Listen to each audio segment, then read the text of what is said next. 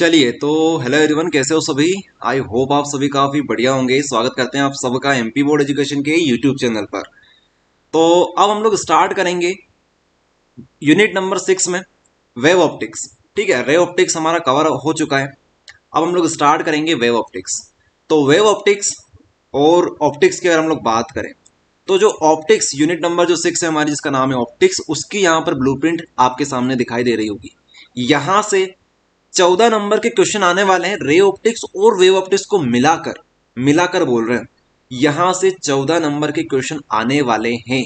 यहां पर 4 ऑब्जेक्टिव आपको देखने को मिलेंगे। 2 नंबर का एक क्वेश्चन देखने को मिलेगा, 3 नंबर का एक क्वेश्चन देखने को मिलेगा, 5 नंबर का एक क्वेश्चन आपको एग्जाम में देखने को मिलेगा। ओके, ये रहेगा। तो हम लोग बात करेंगे वेव ऑप्टिक्स की।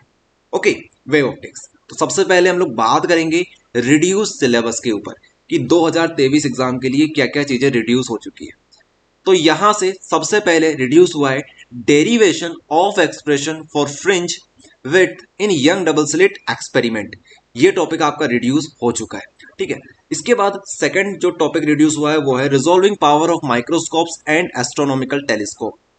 उसके बाद polarisation law of plane polarised light, ये भी आपका रिड्यूस हो चुका है। उसके बाद use of plane polarised light and polaroid, ये भी रिड्यूस हो चुका है। तो काफी कुछ इस चैप्टर से रिड्यूस कर दिया गया है। इसका सिंपल सा मतलब अब ये रह जाता है कि जो आपने रे ऑप्टिक्स पढ़ा है, रे ऑप्टिक्स को बहुत अच्छे से पढ़ लीजिएगा, क्योंकि वहां से क्वेश्चन ज्यादा बनने वाले हैं।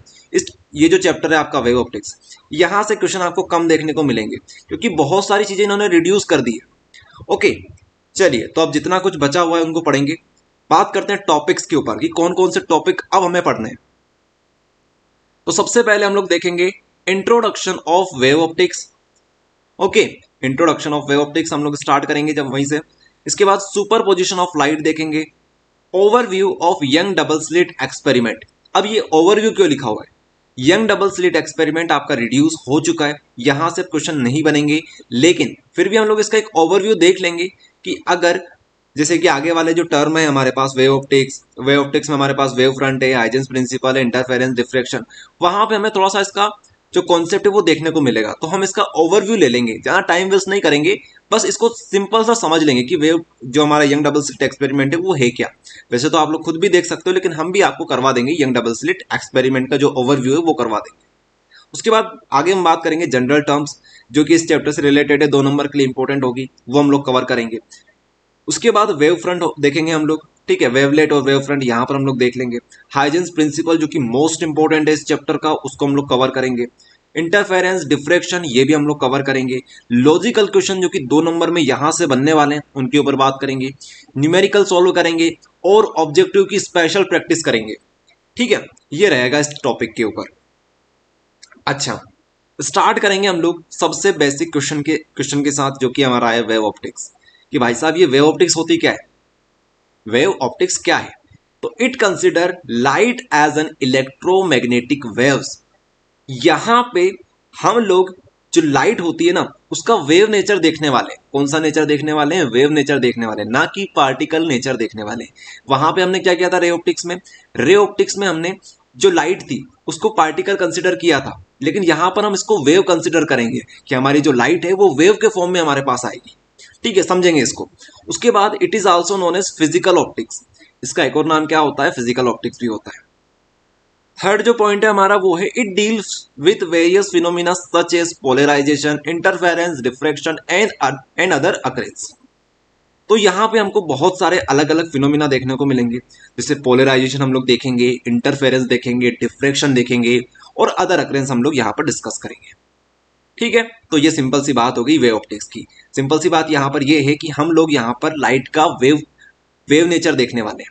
ओके, इसके बाद एक चैप्टर आएगा हमारे पास भैया। ओके, इसके बाद एक चैप्टर आएगा ड्वेल नेचर ऑफ लाइट। वहां पे आपको और ज्यादा समझ में आएगा कि ये क्या है, पार्टिकल नेचर क्या होता है, इसके अलावा वेव नेचर क्या होता है, वहां पे बहुत अच्छे से डिस्कस करेंगे। आ जाते हैं यहाँ पर। सबसे पहले हम लोग टॉपिक स्टार्ट करेंगे वेव फ्रंट।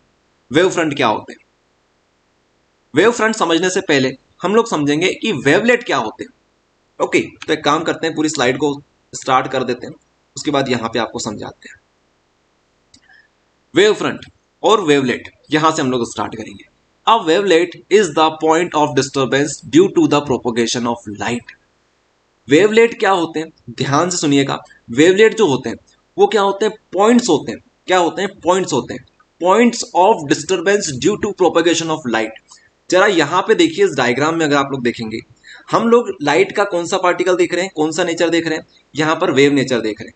ओके, तो इसी को आपको एज्यूम करके चलना होगा कि हमारी जो लाइट है वो वेव फॉर्म में हमारे पास आ रही होगी। ओके, तो एक काम करते हैं, पहले तो हमारा पेन ओपन कर लेते हैं। ठीक है, पेन लगा लेते हैं, हमारा एपिक पेन। यहां से हम लोग इसको समझने वाले हैं। देखिएगा, इसका कलर हम लोग येलो कर लेते हैं। ओके, तो मान लीजिए हमारे पास, यहां से कलर ब्लैक ही कर लेते हैं। हमारे पास थोड़ी देर के लिए मान लीजिए एक प्लेट है, ठीक है, एक थाली है, थाली। अब थाली में भैया भर दिया आपने पानी। ठीक है, थाली में आपने क्या कर दिया, पानी भर दिया। अब आपको मान के चलना है कि जो थाली है आपकी, उसकी डेप्थ बहुत ज्यादा है। ठीक है, जो हमारी नॉर्मल थाली होती है उससे ज्यादा डेप्थ है, या फिर आप एक कटोरा मान सकते हो, कटोरा है। ओके, बड़ा सा कटोरा है आपके पास, इसमें आपने पानी भर दिया। इसमें आपने क्या कर दिया, पानी भर दिया। अब ऊपर से पहले तो पानी को बिल्कुल कैसे हो जाने दोगे, बिल्कुल शांत हो जाने दोगे। पानी जब शांत हो जाएगा, बिल्कुल कोई भी लहर वगैरह उत्पन्न वहां पर नहीं होगी, तो आपको क्या करना है, ऊपर से कंकर फेंकना है। ऊपर से कंकर फेंकना, बीच में कंकर फेंकना है। तो क्या होगा, पानी जो होगा वहां पर इस प्रकार की लहर उत्पन्न होगी, सर्कुलर फॉर्म में। ठीक है, इस प्रकार से, इस प्रकार से। ओके, इस प्रकार से, ये देखिए। तो ये जो वेव्स उत्पन्न हो रही है, ये जो वेव्स उत्पन्न हो रही है, इसी से आपको समझना होगा वेव फ्रंट और वेवलेट को। वेव फ्रंट और वेवलेट को मान लीजिए यहां पे आपने इस प्रकार से पॉइंट बनाया होगा, यहां पे आपने कंकर इस प्रकार से फेंका होगा, तो यहां पर इस प्रकार से हमारे क्या बने हुए होंगे, वेव्स बनी हुई होगी। अब इसको हम लोग पूरा इस तरीके से नहीं बना रहे हैं, बिल्कुल इस तरीके से, इस तरीके से हम लोग इसको एज्यूम करके चल रहे हैं। ओके, तो ये जो बन रहे हैं ना हमारे पास, ये जो वेव्स बन रही है, इनको बोलते हैं वेव फ्रंट। क्या बोलते हैं इनको हम लोग, वेव फ्रंट बोलते हैं इनको। क्या बोलते हैं, वेव फ्रंट बोलते हैं। आई बात समझ में। अब वेव फ्रंट को और अच्छे से समझने के लिए हमें समझना होगा वेवलेट। अब हर एक पॉइंट के ऊपर ये जो हमारे पास वेव बन रही है ना इस प्रकार से, ये जो हम लोग इसको वेव फ्रंट बोल रहे हैं, इसके हर एक पॉइंट के ऊपर, यहां पर एक एक पॉइंट, हर बारीक से बारीक पॉइंट क्या कहलाएगा, पॉइंट क्या कहलाएगा, अभी आपको बताया था। पॉइंट हमारा कहलाएगा वेवलेट। क्या कहलाएगा, वेवलेट कहलाएगा। यहां पे जितने भी पॉइंट होंगे, हर एक पॉइंट हमारा क्या कहलाएगा, वेवलेट कहलाएगा, वेवलेट। और हर एक पॉइंट, जैसे हम लोग आगे पढ़ेंगे हाइजेंस प्रिंसिपल, हर एक पॉइंट क्या कर सकता है, हर एक पॉइंट अपने आप में एक और लाइट का सोर्स होता है, अपने आप में लाइट का सोर्स होता है। या फिर अभी हम लोग पानी से एनालॉगस करके समझ रहे हैं, तो ये अपने आप में क्या कर सकता है, एक और वेव फ्रंट बना सकता है, अपना खुद का वेव फ्रंट बना सकता है, अपना खुद का वेव फ्रंट बना सकता है। ये हम लोग कहाँ समझेंगे, हाइजेंस प्रिंसिपल में समझेंगे। लेकिन अभी आप लोग इतना समझ लो कि वेवलेट क्या होता है और वेव फ्रंट क्या होता है। तो फिर से डेफिनेशन पढ़ लो, एक एक लाइन की डेफिनेशन है। A wavelet is a point of disturbance due to propagation of light. Light जब प्रोपोगेट होगी किसी भी डायरेक्शन में, तो वहां पे जो डिस्टर्बेंस होगा, डिस्टर्बेंस वजह से, मतलब वेव, हम लोग वेव की बात कर रहे हैं तो डिस्टर्बेंस आना जरूरी है। ओके, तो वो जो पॉइंट रहेंगे उनको हम लोग क्या बोलेंगे, वेवलेट बोलेंगे। और एक वेव फ्रंट क्या होता है, तो क्या बोलोगे, अ wave front is the locus of points having same phase. अब जितने भी यहां पर वेवलेट बने हैं, इन सबका समीशन कर दो, सबको जोड़ लो, इन सभी को जोड़ लो, जो सभी एक फेज में होना चाहिए। ठीक है, आप लोग ये जो हमारे यहां पर वेवलेट बन रहे हैं, इनको आप लोग इसके वेवलेट से कंपेयर नहीं करोगे, आप लोग ये जो वेवलेट है इनको इसी से कंपेयर करोगे। ओके, तो ये जो हमारे वेवलेट बने, अगर आप इनको सबको जोड़ोगे तो क्या बनेगा, आपके पास एक वेव फ्रंट तैयार हो जाएगा। ओके, तो अगर आपसे क्वेश्चन पूछा जाए कि बताओ वेवलेट बड़ा होता है कि वेव फ्रंट बड़ा होता है, तो क्या बोलोगे, वेव फ्रंट बड़ा होता है। वेवलेट तो पार्टिकल होते हैं, छोटे छोटे पॉइंट होते हैं। आई बात समझ में। चलिए, a line perpendicular to a wave front is called a ray. ये भी बहुत इंपॉर्टेंट है। अगर आपको एक रे समझनी है कि रे क्या है, तो यहां पर आप लोग इस तरीके से समझिए। ये हम लोग कलर यहां से ले लेते हैं ब्लैक। ओके, अगर मान लो ये आपका वेव फ्रंट बना हुआ है, एक इस प्रकार से हमारे वेव फ्रंट्स बने हुए हैं, तो अगर हम लोग ये जो हमारे वेव फ्रंट है इसके ऊपर हम लोग परपेंडिकुलर ड्रॉ करेंगे, जैसे यहाँ पे हमने परपेंडिकुलर इस प्रकार से ड्रॉ किया, यहाँ पे इस प्रकार से किया, इसी प्रकार से आप लोग यहाँ पर वेव फ्रंट बना लीजिए इस प्रकार से। यहां से परपेंडिकुलर बना लीजिए, मतलब इस प्रकार से। तो ये जो परपेंडिकुलर बन रहे हैं ना इनके ऊपर, ये क्या कहलाएगी आपके, ये आपका रे कहलाएगी, रे। तो वेव फ्रंट के ऊपर परपेंडिकुलर ड्रॉ करना हमारी रे कहलाती है। तो ये हमारी एक रे हो गई, R1, R2, R3, इस प्रकार से हमारी ये रे हो जाएगी। आई बात समझ में? ये तीन चीज अच्छे से याद कर लो, समझ लो इनको। अब हम लोग बात करते हैं वेव फ्रंट कितने प्रकार के हो सकते हैं। ठीक है, वैसे तो वेव फ्रंट बहुत प्रकार के हो सकते हैं, लेकिन हम लोग स्टडी करेंगे मेजर पोर्शन के ऊपर, मेजर पार्ट के ऊपर। तो देखिए, पहला हमारा पार्ट जो होता है, पहला जो टाइप है हमारा, वो है spherical wave front. Okay, spherical wave front. Spherical wave front जो होता है वो पॉइंट सोर्स से उत्पन्न होता है। मान लीजिए आपके पास एक पॉइंट है इस प्रकार का, यहां से अगर इससे आपको वेव फ्रंट बनाने हैं तो आप स्फेरिकल फॉर्म में बनाओगे। ये आपको सर्कल दिख रहे हैं, लेकिन एक्चुअल में ये स्फेयर है, ध्यान रखिएगा। और स्फेयर इस प्रकार से आपको बनाते हुए चलना है। ठीक है, एक पॉइंट सोर्स से ये उत्पन्न होता है, एक पॉइंट सोर्स से। अब हम लोग बात करते हैं सिलेंड्रिकल वेव फ्रंट के ऊपर। सिलेंड्रिकल वेव फ्रंट मतलब, अगर मान लो आपके पास कुछ इस प्रकार का एक सोर्स है। ठीक है, परपेंड जो हमारा लीनियर सोर्स होता है ना, इस प्रकार का आपके पास एक सोर्स है, एक लाइन है, सिंपल सी बात है, आपके पास एक लाइन है। तो यहां से वेव फ्रंट कैसे उत्पन्न होंगे? सिलेंड्रिकल फॉर्म में। इसको पूरा घेरना चाहिए, तो घेरेगा कौन? इसको एक सिलेंडर घेर सकता है। तो इस प्रकार से ये क्या उत्पन्न होंगे हमारे पास? ये हमारे पास उत्पन्न होंगे हमारे wave front. Okay, cylindrical form में। अब प्रश्न ये आता है कि लीनियर लीनियर सोर्स क्या होता है?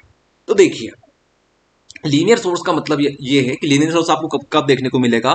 जब आपके पास जो वेव फ्रंट बन रहे हैं ना, स्फेरिकल वेव फ्रंट जो बन रहे हैं, जब ये बहुत बड़े हो जाएंगे, बहुत ज्यादा बड़े हो जाएंगे, तो आपको एक समय पर ऐसा लगेगा कि ये जो हमारे हैं, ये स्फेयर ना होकर सिलेंडर हो जाएंगे। या फिर ये जो सोर्स है, ये इस प्रकार से आप लोग डिजाइन करोगे, यहाँ पे एक लाइन खींचोगे, तो ये क्या आएगी? एक तरह से लीनियर सोर्स कहलाएगा। ठीक है, जैसे आप लोग और इसको बड़ा कर लीजिए, अगर आप लोग इतना इसको बड़ा कर लेते हो, तो इस पर्टिकुलर पॉइंट के ऊपर ये क्या बनेगा? एक लीनियर बनेगा।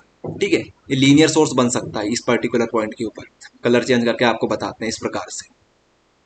ठीक है, तो जब हमारे वेव फ्रंट काफी बड़े हो जाएंगे, तो वो हमें कैसे दिखेंगे? लीनियर दिखेंगे, लीनियर सोर्स से आते हुए दिखाई देंगे। ये बात आपको समझनी है। आ रही है बात समझ में? फील आ रहा है बिल्कुल अच्छे से? ये होता है स्पेरिकल वेव फ्रंट और सिलेंड्रिकल वेव फ्रंट। अब बात करते हैं प्लेन वेव फ्रंट की। ये देखिए plane wave front.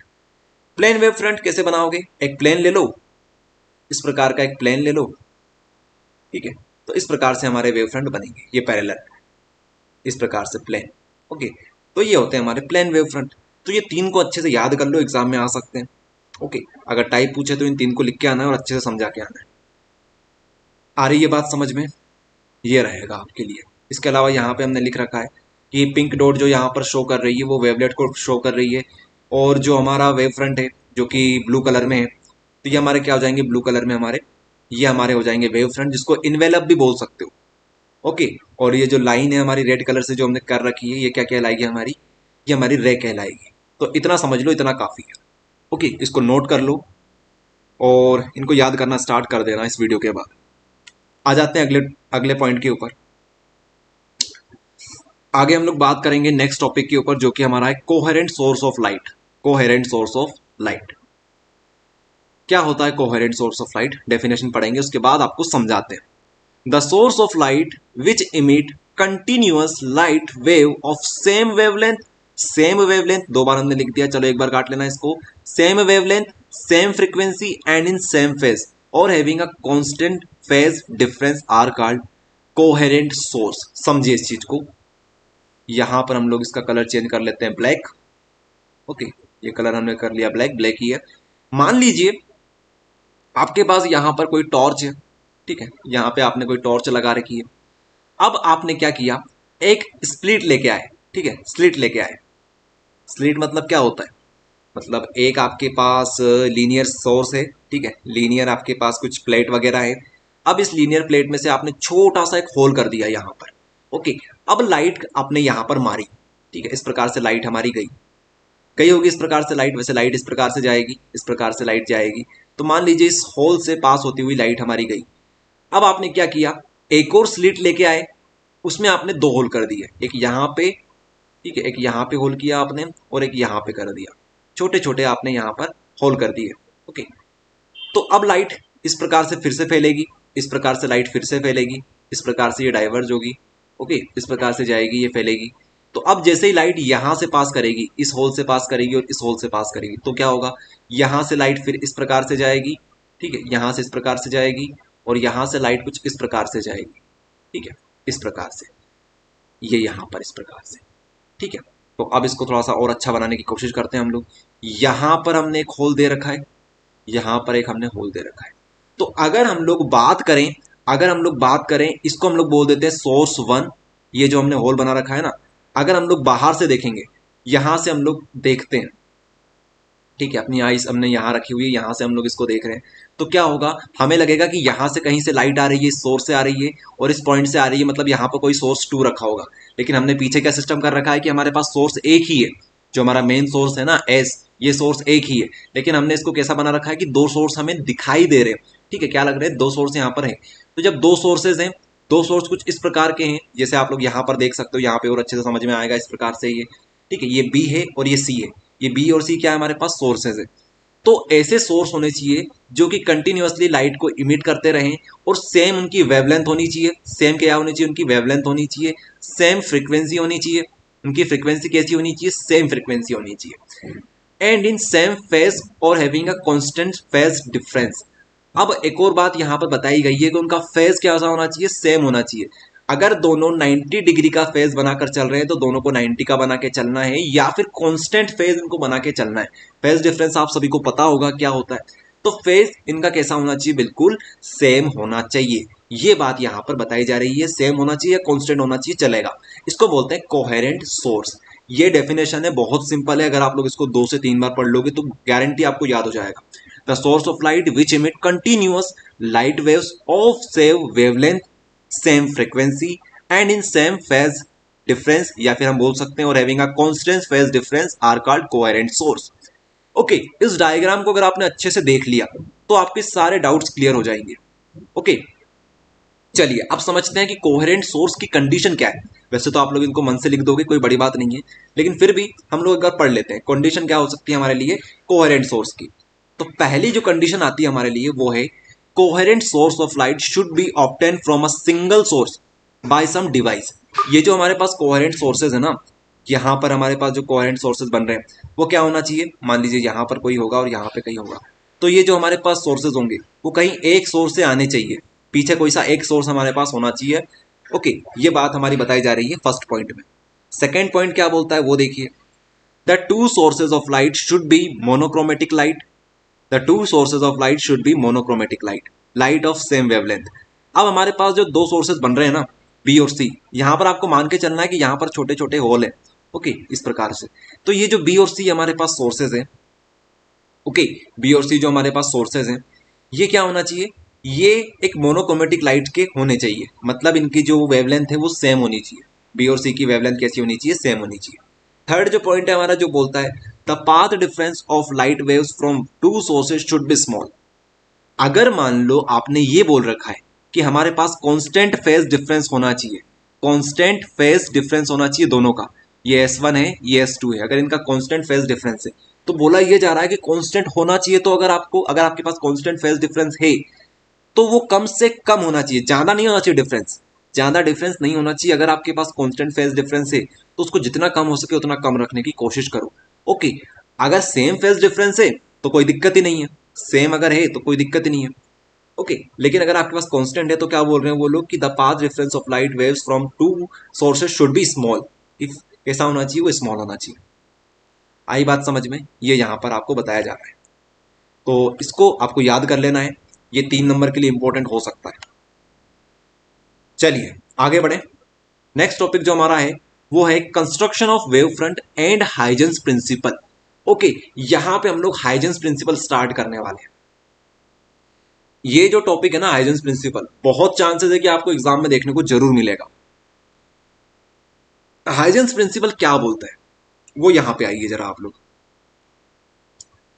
This principle tales how a wave front propagate through a medium. According to this principle, each point on a wave front is a source of secondary wave which add up to a given a wave front. यहां पर बातें ये बताई जा रही है कि हमें पता है कि अगर एक सोर्स से हमने लाइट को इमिट किया है तो वहां पर क्या बनेंगे, वेव फ्रंट बनेंगे, वेव फ्रंट बनेंगे। मान लीजिए ये जो आप लोग डायग्राम नीचे देख रहे होंगे, पहले तो ये समझते हैं कहां पर है हमारा कलर, ये रहा। तो ये देखिए, मान लीजिए ये हमारा एक वेव फ्रंट बना हुआ है, ये क्या है हमारा एक वेव फ्रंट बना हुआ है, वेव फ्रंट 1 बना हुआ है। अब इसके जितने भी पॉइंट होंगे, मान लीजिए ये पॉइंट है, एक मान लीजिए यहाँ पे पॉइंट होगा, यहाँ पे पॉइंट होगा, यहाँ पे पॉइंट होगा, यहाँ पे एक पॉइंट होगा, जिसको हम लोग क्या बोलते हैं, वेवलेट बोलते हैं पॉइंट को। ठीक है, तो जितने भी वेवलेट होंगे वो वेवलेट क्या करेंगे, जैसे मान लीजिए यहाँ पर आपको समझाने की कोशिश करते हैं, ये हमारा कोई एक वेव फ्रंट होगा जिसके ऊपर इस तरीके से पॉइंट बने हुए हैं। ठीक है, इस तरीका से हमारे पॉइंट जो कि हमारे वेवलेट कहलाएंगे ये बने हुए हैं, इस प्रकार से वेवलेट बने हुए हैं। अब ये वेवलेट के पास ये प्रॉपर्टी है कि ये अपने आप में लाइट सोर्स की तरह काम कर सकते हैं, सेकेंडरी सोर्स की तरह काम कर सकते हैं। मतलब ये अपने आप में क्या करेंगे, ये अपने आप में वेव फ्रंट जनरेट करवा सकते हैं। सोचो इतनी ताकत है इनके पास, क्या कर सकते हैं, ये वेव फ्रंट जनरेट करवा सकते हैं। स्फेरिकल होंगे ये, आप लोग सभी जानते हो, लेकिन यहाँ पर इस तरीके से हमने बना रखे हैं। फिर इसके ऊपर जो पॉइंट बनेगा उसके पास फिर से ये प्रॉपर्टी होगी कि ये भी वेव फ्रंट जनरेट करवा सकता है, इस प्रकार से वेव फ्रंट जनरेट करवा सकता है, इस प्रकार से वेव फ्रंट जनरेट करवा सकता है। ओके, ये बात यहाँ पे बताई जा रही है। ये बोलता है हमारा कौन, ये बोलता है हमारा हाइजेंस का प्रिंसिपल। ठीक है, ये देख लो, समझ गए आप लोग, इस तरीके से काम होने वाला है। अब जब ये जो हमारे वेव फ्रंट्स होंगे ये साइज में बहुत बड़े हो जाएंगे, ये जो हमारे वेव फ्रंट्स होंगे ये जब साइज में बहुत बड़े हो जाएंगे तो क्या होगा, ये हमें एक लीनियर तरीके से दिखेंगे, लीनियर दिखेंगे, लीनियर। ओके, तो यहां पर हमने इस प्रकार से इसको लीनियर बना दिया है। ओके, तो हम लोग क्या बोलेंगे, this principle tells us how a wave front propagates through a medium. According to this principle each point on a wave front, each point on a wave front, each point on a wave front, ठीक है, is a source of secondary wave which add up to a give a wave front. ठीक है, तो जो हमारा wave front रहेगा is a source of secondary wave, जो point होगा वेव फ्रंट के ऊपर वो क्या कहलाएगा, हमारा secondary source of wave front बना सकता है। ये बात यहां पर लिखी हुई है। ठीक है, सिंपल सी डेफिनेशन हमने यहां पर लिख रखी है, इसको अब आप लोग याद कर लीजिए, यही आपका प्रिंसिपल होगा, हाइजेंस का प्रिंसिपल। ओके, अब इसकी कुछ कंडीशंस हैं जिसको हम लोग देखने वाले हैं। ये तो आपको हमने पहले ही बता दिया यहाँ पर। ओके, ये बता दिया आपको। अब यहाँ पे आ जाइए कि कौन कौन से अजम्पशन है जो कि हमें यहाँ पर कंसिडर करने होते हैं। This principle is based on the following assumption, इसको देख लेते हैं। This principle is based on the following assumption, हमने यहाँ पर कुछ अजम्पशन मान रखे हैं, समझ रहे हो आप लोग, हमने कुछ चीजें यहाँ पर मान रखी है, तब जाके ये प्रिंसिपल हमारे लिए काम करता है। देखिए, पहला हमने जो अजम्पशन माना है वो यहाँ पर ये है कि यहाँ से हम तो पहले कलर चेंज करेंगे। ये देखिए, पहला जो अजम्पशन है हमारे लिए, पहला अजम्पशन है every point on a given wave front, primary wave front act as an a fresh source of new disturbance called secondary wave और वेवलेट। हमारे पास जो वेव फ्रंट होंगे, जो हमारे पास वेवलेट्स होंगे, वो क्या कहलाएंगे, हमारे हमारे फ्रेश वेव फ्रंट कहलाएंगे, मतलब फ्रेश सोर्स ऑफ लाइट रहेंगे, और ये क्या कर सकते हैं, सेकेंडरी वेव या सेकेंडरी वेवलेट को जनरेट करवा सकते हैं। ओके, ये यहां पर बताया जा रहा है पहले वाले पॉइंट में, every point on a given wave front, every point on a given wave front act as a source of new disturbance, act as a source of new disturbance called secondary wavelet. आई बात समझ में, ये क्या कर सकते हैं, अपने आप में वेव जनरेट करवा सकते हैं, जो पॉइंट होंगे, जो वेवलेट होंगे। ओके, चलिए, उसके बाद उनको हम लोग क्या बोलेंगे, सेकेंडरी वेवलेट बोलने वाले हैं। तो the secondary wavelet spread out in all direction with the speed of light in a given medium. क्या मतलब हुआ इसका, इसका मतलब ये हुआ कि मान लो हमारे पास एक वेव फ्रंट था। ठीक है, इसके ऊपर हमने यहाँ पर एक पॉइंट बना दिया, इस पॉइंट को हम लोग क्या बोलेंगे, वेवलेट बोलेंगे। अब ये जो वेवलेट है ये फ्रेश सोर्स की तरह काम कर रहा है, तो यहाँ से मान लीजिए एक और वेवलेट हमने जनरेट करवाया, वेव फ्रंट हमने बना दिया, सेकेंडरी वेवलेट इसको हम लोग बोल रहे हैं, ये हमने जनरेट करवाया।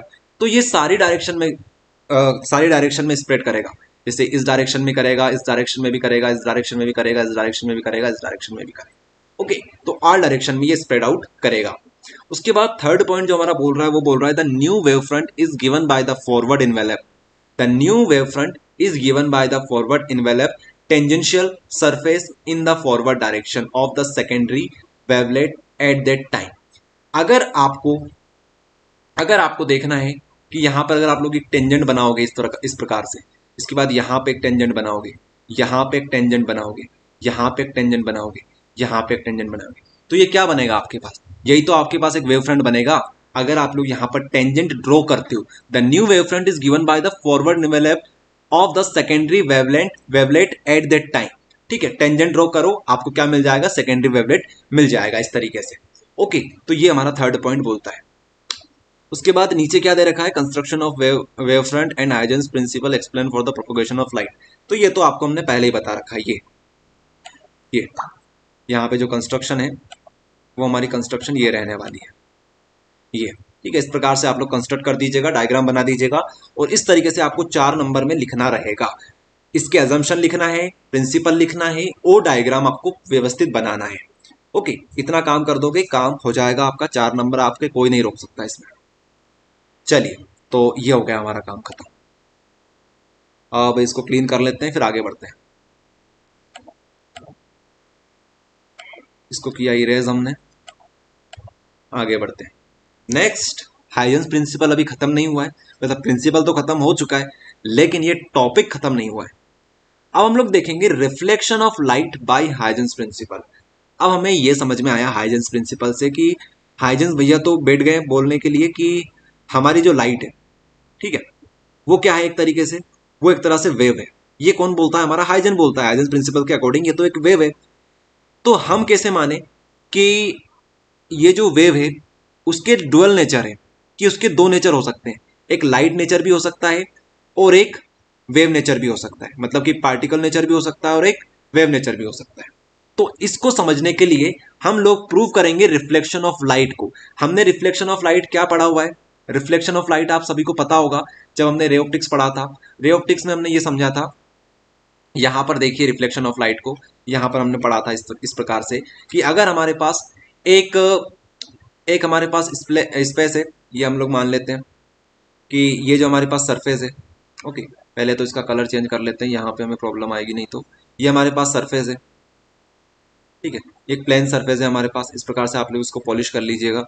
अगर ये हमारे पास एक सरफेस है जो कि प्लेन सरफेस है, ठीक है, पॉलिश सरफेस है नीचे से, तो अगर हम लोग एक रे को इंसिडेंट करवाते हैं किसी पॉइंट के ऊपर, इस पॉइंट के ऊपर हम लोग इंसिडेंट करवाएंगे, तो क्या होगा? वो जैसी आई थी वैसी की वैसी ही लौट जाएगी, उसी प्रकार से वो रिफ्लेक्ट हो जाएगी।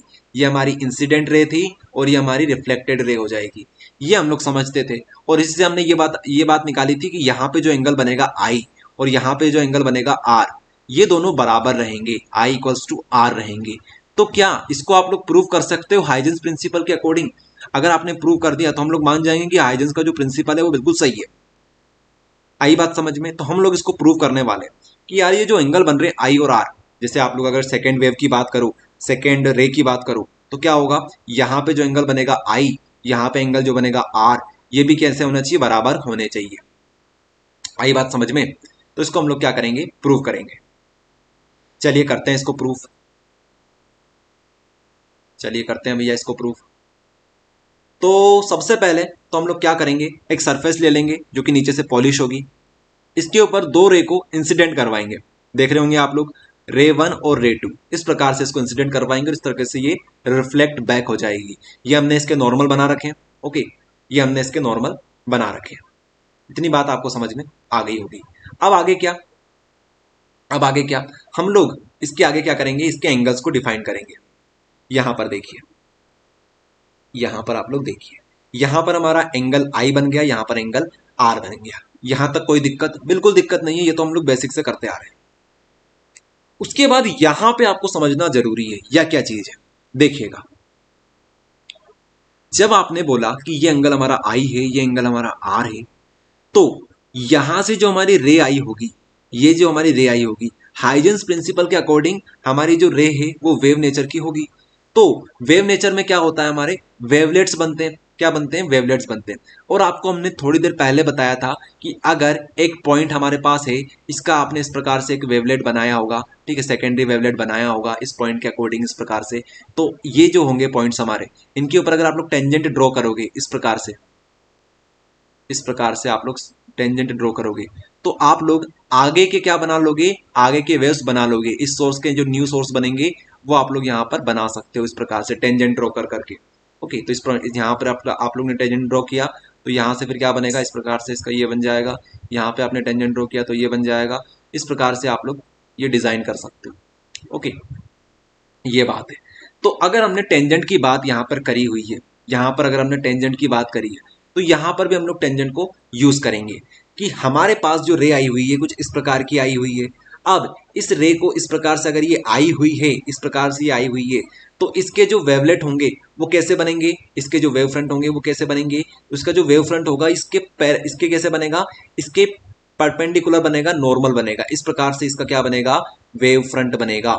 वेव फ्रंट इसका इस प्रकार से बनेगा। तो हमने ये क्या कर रखा है यहाँ पर, इस प्रकार से आप लोग देखोगे ये इसका वेव फ्रंट बना रखा है।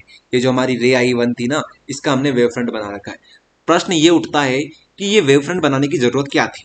तो देखिए हम पढ़ रहे हैं हाइजेंस प्रिंसिपल, हाइजेंस प्रिंसिपल के साथ इसको प्रूव कर रहे हैं। अगर हाइजेंस प्रिंसिपल के अगर यूज नहीं करेंगे तो मतलब क्या निकल गया इसको पढ़ने का, इसीलिए हम लोग यहाँ पर वेव फ्रंट बना रहे हैं। तो ध्यान रखना वेव फ्रंट कैसे बनेंगे, इसके परपेंडिकुलर बनेंगे, इस रे के परपेंडिकुलर बनेंगे। ओके, इस प्रकार से। वैसे ही आप लोग यहाँ पर भी बना सकते हो।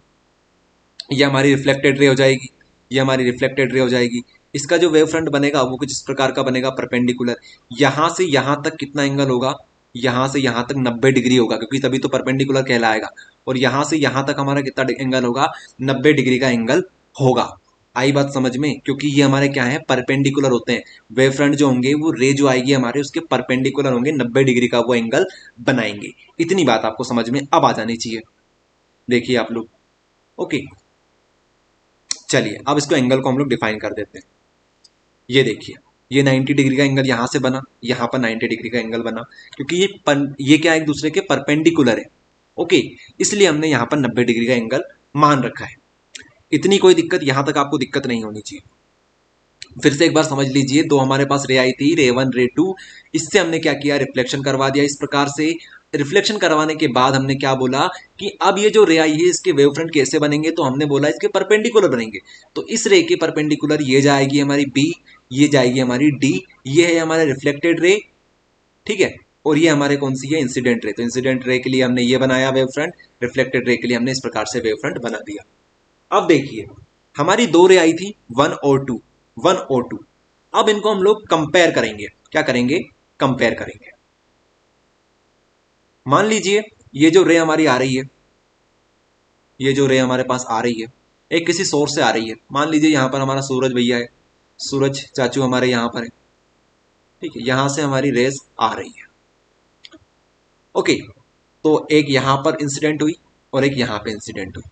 अगर हम आपसे बोले, मान लीजिए यहां से ये रेज आ रही है, इस प्रकार से ये होता है इन्फिनिटी के ऊपर। तो अगर यहां से रे आ रही है, तो अगर रे वन और रे टू आपसे बोले कि दोनों सेम है, तो आप लोग मानोगे, नहीं मानोगे। स्टार्टिंग में आप लोग नहीं मानोगे। क्यों नहीं मानोगे, क्योंकि आपको रे टू बड़ी दिखाई दे रही होगी, रे वन अभी छोटी दिखाई दे रही होगी। लेकिन अगर हम आपसे बोले, ठीक है, अगर हम आपसे बोले कि अगर आप लोग इसको बराबर करने की कोशिश करो, तो आप लोग क्या करोगे, आप लोग बोलोगे अगर हम लोग इतना इतना इसमें से माइनस कर दें, ये बीसी अगर हम लोग माइनस कर दें, तो ये जो हमारे पास रे आई है, रे वन और रे टू दोनों बराबर हो जाएगी। रे वन और रे टू दोनों बराबर हो जाएगी। देखो आप लोग समझो खुद इसको, अगर बी और सी को हम लोग माइनस कर देंगे, बी सी को माइनस कर देंगे, तो क्या हो जाएगा, ये हमारी जो रे है, रे वन रे टू दोनों बराबर हो जाएगी। आ रही है बात समझ में, ये बराबर होने की कोशिश करेगी। बराबर तो हम लोग नहीं बोल सकते, सोर्स आपने कौन सा यूज किया उसके ऊपर डिपेंड करेगा, लेकिन हमें तो ऐसा लगेगा कि भैया ये दोनों बराबर है। यहां से यहां तक ये इतना इतना और ये इतना इतना, ठीक है, ये बराबर हो जाएगा। इसी तरीके से रिफ्लेक्टेड रे की बात करते हैं, तो इसमें आपको क्या माइनस करना पड़ेगा, तो ये देखिए ये और ये, यहां से स्टार्ट करो, यहां से स्टार्ट करो, यहां से यहां तक, यहां से यहां तक बराबर है। तो ये जो रे हो जाएगी, ये और ये जो रे हो जाएगी, ये भी बराबर हो जाएगी, ठीक है। मान लीजिए ये हम लोग क्या बोल देते हैं, ये बोल देते हैं एक्स, ये बोल देते हैं वाई। तो डी एक्स और सी वाई ये दोनों क्या हो जाएंगे, बराबर हो जाएंगे। कब हो जाएंगे बराबर, जब आप क्या माइनस कर दोगे, इसमें से आप लोग एडी को माइनस कर दोगे, इतना इतना माइनस कर दो तो ये भी बराबर हो जाएंगे, ठीक है। तो आ जाते हैं मेन पॉइंट के ऊपर, मेन पॉइंट के ऊपर कि हमें दिक्कत ये चीज दे रही है, एक तो ये दिक्कत दे रहा है और एक हमें ये दिक्कत दे रहा है, ये ठीक है। तो बीसी और एडी ये हमें दिक्कत दे रहे हैं। ये हमें दिक्कत दे रहे हैं, नहीं तो हमारे बराबर हो जाएगी रेस। तो एक काम करते हैं, इनका यूज करेंगे और इनका यूज करते करते हम लोग आई और आर को इक्वल प्रूव कर देंगे। देखते जाओ बस आप लोग, अब आप लोग बस देखते जाओ।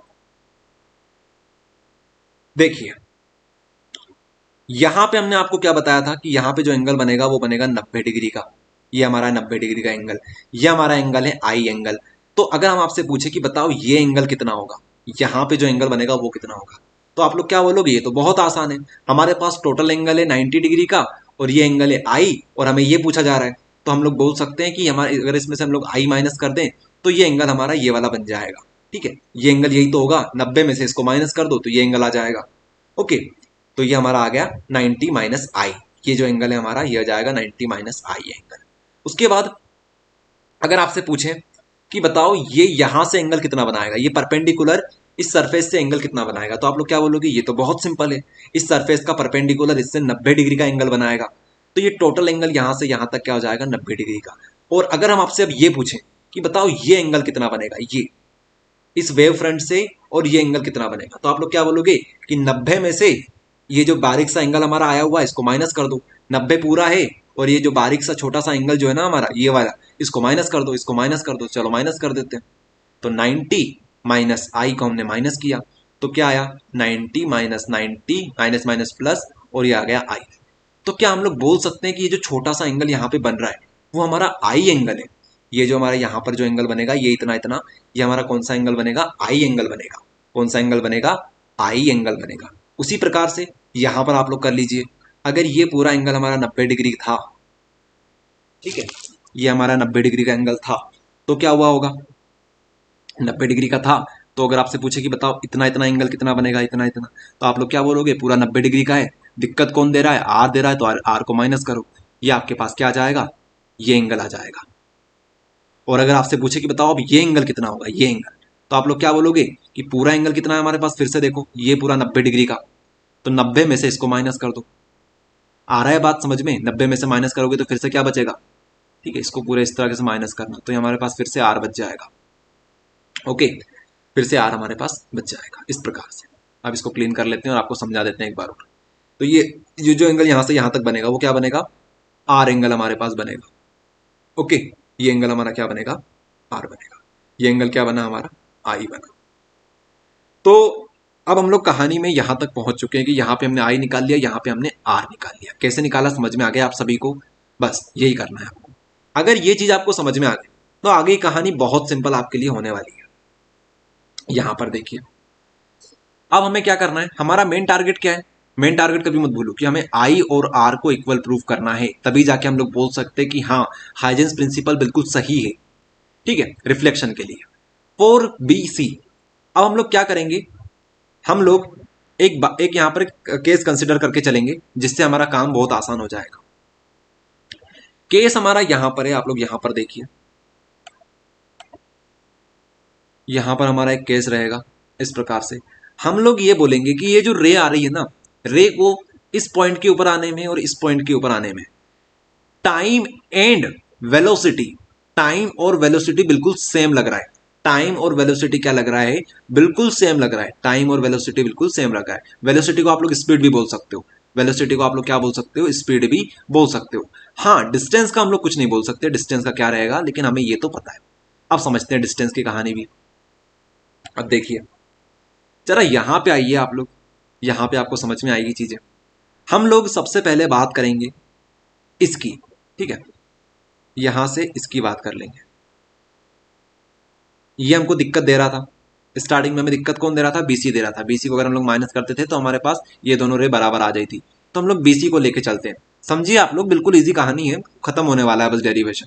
तो जो बीसी हमारा है, ओके, यहां पे ये बीसी क्या कहलाएगी? हमारी डिस्टेंस कहलाएगी। ये हमारी क्या एक तरह से डिस्टेंस है, ठीक है, डिस्टेंस है। और डिस्टेंस, टाइम और स्पीड में क्या रिलेशन है कि टाइम जो होता है वो होता है डिस्टेंस अपॉन स्पीड। तो डिस्टेंस हमारे पास है बीसी और जो हमारी स्पीड हो जाएगी वो हो जाएगी वी। वी हम लोग स्पीड मान के चल रहे हैं, स्पीड दोनों के लिए सेम रहेगी इसलिए हम लोग वी मान के चलेंगे। ओके, वी रहेगी हमारी स्पीड, ठीक है, वी हमारी स्पीड होने वाली है, बीसी अपॉन वी। ये हमारे क्या क्या बन जाएगा? टी बन जाएगा। आई बात समझ में इतनी। उसके बाद अब हम लोग एक ये तो हमारे पास दिक्कत दे रही थी, उसको हमने सॉल्व कर लिया। अब हमारे पास एक और चीज जो दिक्कत दे रही थी वो था हमारा एडी। क्या था हमारे पास? एडी। ये इस प्रकार से अब एडी को सॉल्व करेंगे। एडी के लिए भी वही काम करेंगे। टी इक्वल्स टू क्या हो जाएगा? डिस्टेंस क्या है इस बार हमारे पास? एडी अपॉन में वी। तो ये हमारे पास बन जाएगा। तो इक्वेशन फर्स्ट समझ में आई, इक्वेशन सेकंड समझ में आई आपको। ये हमारे पास दो इक्वेशन हो जाएगी। अब हमें पता है कि दोनों में समय सेम लगने वाला है, तो क्या हम लोग लिख सकते हैं कि v और जो हमारे पास v रहेगा, इस प्रकार से हम दो इक्वेशन को कंपेयर करेंगे तो ये एक दूसरे से कैंसिल हो जाएगी। इसका मतलब ये है कि जो डिस्टेंस रहेगी इन दोनों के बीच में वो भी बिल्कुल सेम रहेगी। ये जो bc है और ये जो ad है ये दोनों बराबर हो जाएंगे। ये हमारा प्रूफ हो जाता है यहाँ से। वैसे आप लोग खुद भी समझ सकते हो, जब हमारी डिस्टेंस सेम है, सॉरी टाइम हमारा सेम है, वेलोसिटी सेम है, तो जो हमारी डिस्टेंस होगी वो भी हमारी क्या होगी? सेम होगी। ठीक है, लेकिन आप लोग इस तरीके से एग्जाम में लिखना पड़ेगा आपको। ओके, चलो इसको क्लीन कर लेते हैं। अब इसको क्लीन कर लेते हैं पूरे को, आगे समझाते हैं आपको कहानी। तो इतनी बात हमें समझ में आई, लेकिन अभी भी हमारा जो मेन काम था वो तो नहीं हुआ। अब हो जाएगा मेन काम खत्म। अब देखो बस आप लोग देखो, इन ट्रायंगल एबीसी अब हम लोग दो ट्रायंगल कंसीडर करेंगे। पहला ट्रायंगल तो ये, क्योंकि इसमें से हम लोग आई निकाल लेंगे, इसमें से हम लोग आई निकाल लेंगे। ठीक है, तो ये जो ट्रायंगल है इसको हमने यहां पे बना रखा है, ये देखिए ए बी सी, यहां पर आई एंगल बन रहा है। ठीक है, अब आई के सामने वाला क्या होता है? एंगल के सामने वाला परपेंडिकुलर होता है। ठीक है, ये हमारा बेस हो जाएगा, ये हमारा हाइपोटेनियस हो जाएगा। तो अगर हम लोग साइन निकालेंगे, क्योंकि साइन आई और साइन आर तो हम लोग कंपेयर करते हैं, तो साइन अगर हम लोग निकालते हैं तो साइन क्या होता है? PH, perpendicular upon base. Sine theta क्या होता है? Perpendicular upon base. तो परपेंडिकुलर क्या हो जाएगा हमारे पास? बीसी, ये बीसी, और हाइपोटेनियस क्या हो जाएगा हमारे पास? एसी। तो बीसी अपॉन एसी हो गया। यहां से हम लोग बीसी निकालेंगे। क्या निकालेंगे? बीसी, क्योंकि हमने ये चीज निकाल रखी है, ये बीसी निकालेंगे। तो बीसी क्या आएगा?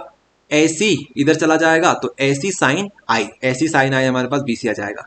उसी प्रकार से एडीसी आप लोग देखिए, एडीसी आप लोग देखिए, एडीसी क्या हो जाएगा? इसको पहले तो क्लीन करते हैं पूरा।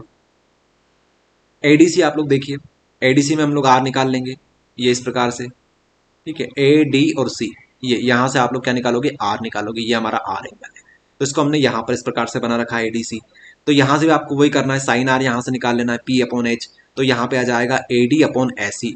परपेंडिकुलर हमारा ये है, बेस हमारा, सॉरी हाइपोटेनियस हमारा क्या है?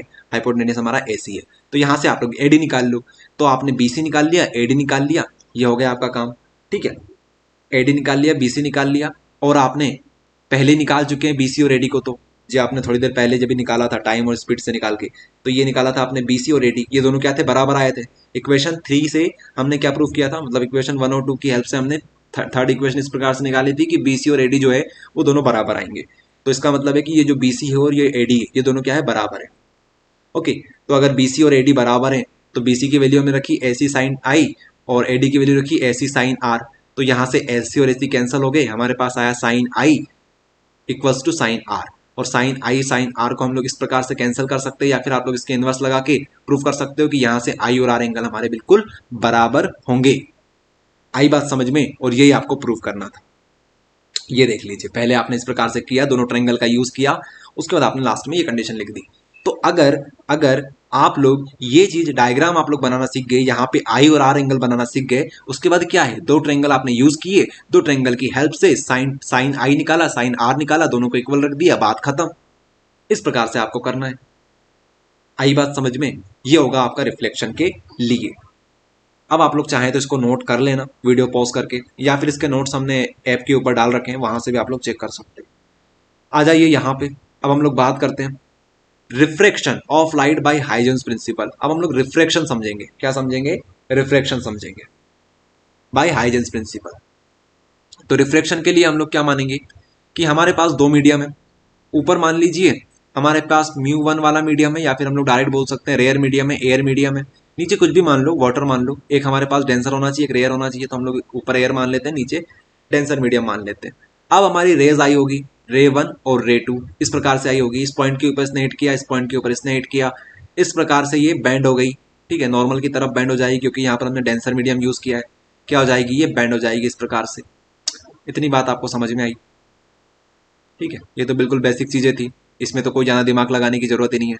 हम लोग ये बोल रहे हैं कि ऊपर वाला जो मीडियम है उसका जो म्यू रहेगा, म्यू 1 रहेगा, रिफ्लेक्टिव इंडेक्स रहेगा, वो कम रहेगा, नीचे वाले का रिफ्लेक्टिव इंडेक्स ज्यादा रहेगा। ओके, म्यू2 जो रहेगा वो ज़्यादा रहेगा, तभी तो हमारा डेंसर रहेगा नीचे वाला। उसके बाद हम लोग क्या करेंगे, अब एंगल्स बताएंगे, फिर से क्या बताएंगे, एंगल्स बताएंगे। अब ये एंगल हमारा क्या है, आई एंगल है, ठीक है। ये हमारा एंगल कौन सा हो जाएगा, आई एंगल हो जाएगा, angle of incidence, I angle, I angle. ये जो हमारा एंगल होगा, ये जो हमारा एंगल होगा, ये हमारा कौन सा एंगल हो जाएगा, एंगल ऑफ रिफ्लेक्शन, ठीक है। एक होता है एंगल ऑफ इंसिडेंस, एक होता है हमारे पास एंगल ऑफ रिफ्लेक्शन। तो हमने यहाँ से आई बोल दिया इसको, यहाँ से आर बोल दिया। ओके, अब फिर से वही काम करना है आपको। सबसे पहले तो वेवलेट बनाओ, वेव फ्रंट बनाओगे इसके। वेव फ्रंट कैसे बनाओगे, बिल्कुल परपेंडिकुलर, इस सरफेस के बिल्कुल परपेंडिकुलर इसका वेव फ्रंट बना लिया आपने। मान लीजिए ये आपका वेव फ्रंट बना हुआ है, फिर से वही काम करोगे तो यहाँ पे आपके पास क्या आ जाएगा, आई आ जाएगा। फिर से करके देख लेना कि ये पूरा 90 है, 90 में से आई गया तो क्या बचेगा, 90 माइनस आई, 90 माइनस आई। फिर आप लोग बोलोगे कि ये जो पूरा है ये हमारा 90 का है, तो 90 में से फिर से आई गया, 90 में से फिर 90 माइनस आई माइनस करोगे तो यहाँ पे आई आ जाएगा। ये चीज़ वापस से आपको यूज़ करनी है। ओके, तो यहाँ पर क्या आ जाएगा, हमारे पास आई आ जाएगा। उसी प्रकार से अब आपको क्या करना है, यहाँ पर भी रिफ्लेक्ट, यहाँ पर भी आपको क्या करना है, वेव फ्रंट बनाना है।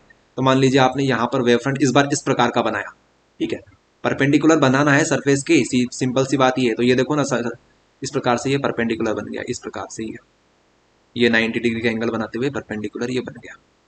ओके, ये 90 डिग्री का, तो ये 90 का है, तो ये क्या हो जाएगा, इतना इतना, ये क्या हो जाएगा, ये हो जाएगा 90 माइनस आर।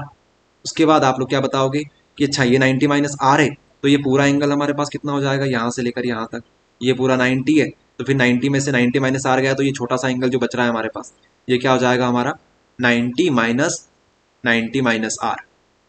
ओके, तो यहाँ से आप लोग निकालोगे तो क्या आएगा, 90 में से 90 गए प्लस आर, ये कैंसिल हुई, आर बच जाएगा आपके पास। आई बात समझ में, इस प्रकार से ये हमारे पास आर एंगल आ जाएगा। ये चीज हमने जो देखी थी ना वैसे ही आपको करना है। ओके, ये रहेगा। तो इतनी बात आपको समझ में आ रही होगी। अब यहाँ पर अगर आप लोग पॉइंट कंसीडर करोगे, यहाँ पे, तो आपको आगे समझ में चीजें आएगी। तो लेट से हम लोग पॉइंट कंसीडर कर लेते हैं और आगे समझते हैं इस चीज को। तो यहाँ पे हमने पॉइंट के नाम दे दिए A B C D, A B C D, A B C D. Okay, अब यहाँ पे क्या है, यहाँ पे आपको डिस्टेंस बराबर देखने को नहीं मिलेगी। ए बी सी डी आपने देखा है, लेकिन जब डिस्टेंस है हमारे पास ए डी और बी सी, ये दोनों आपको बराबर देखने को नहीं मिलेगी। यहाँ पर देखिए, यहाँ पर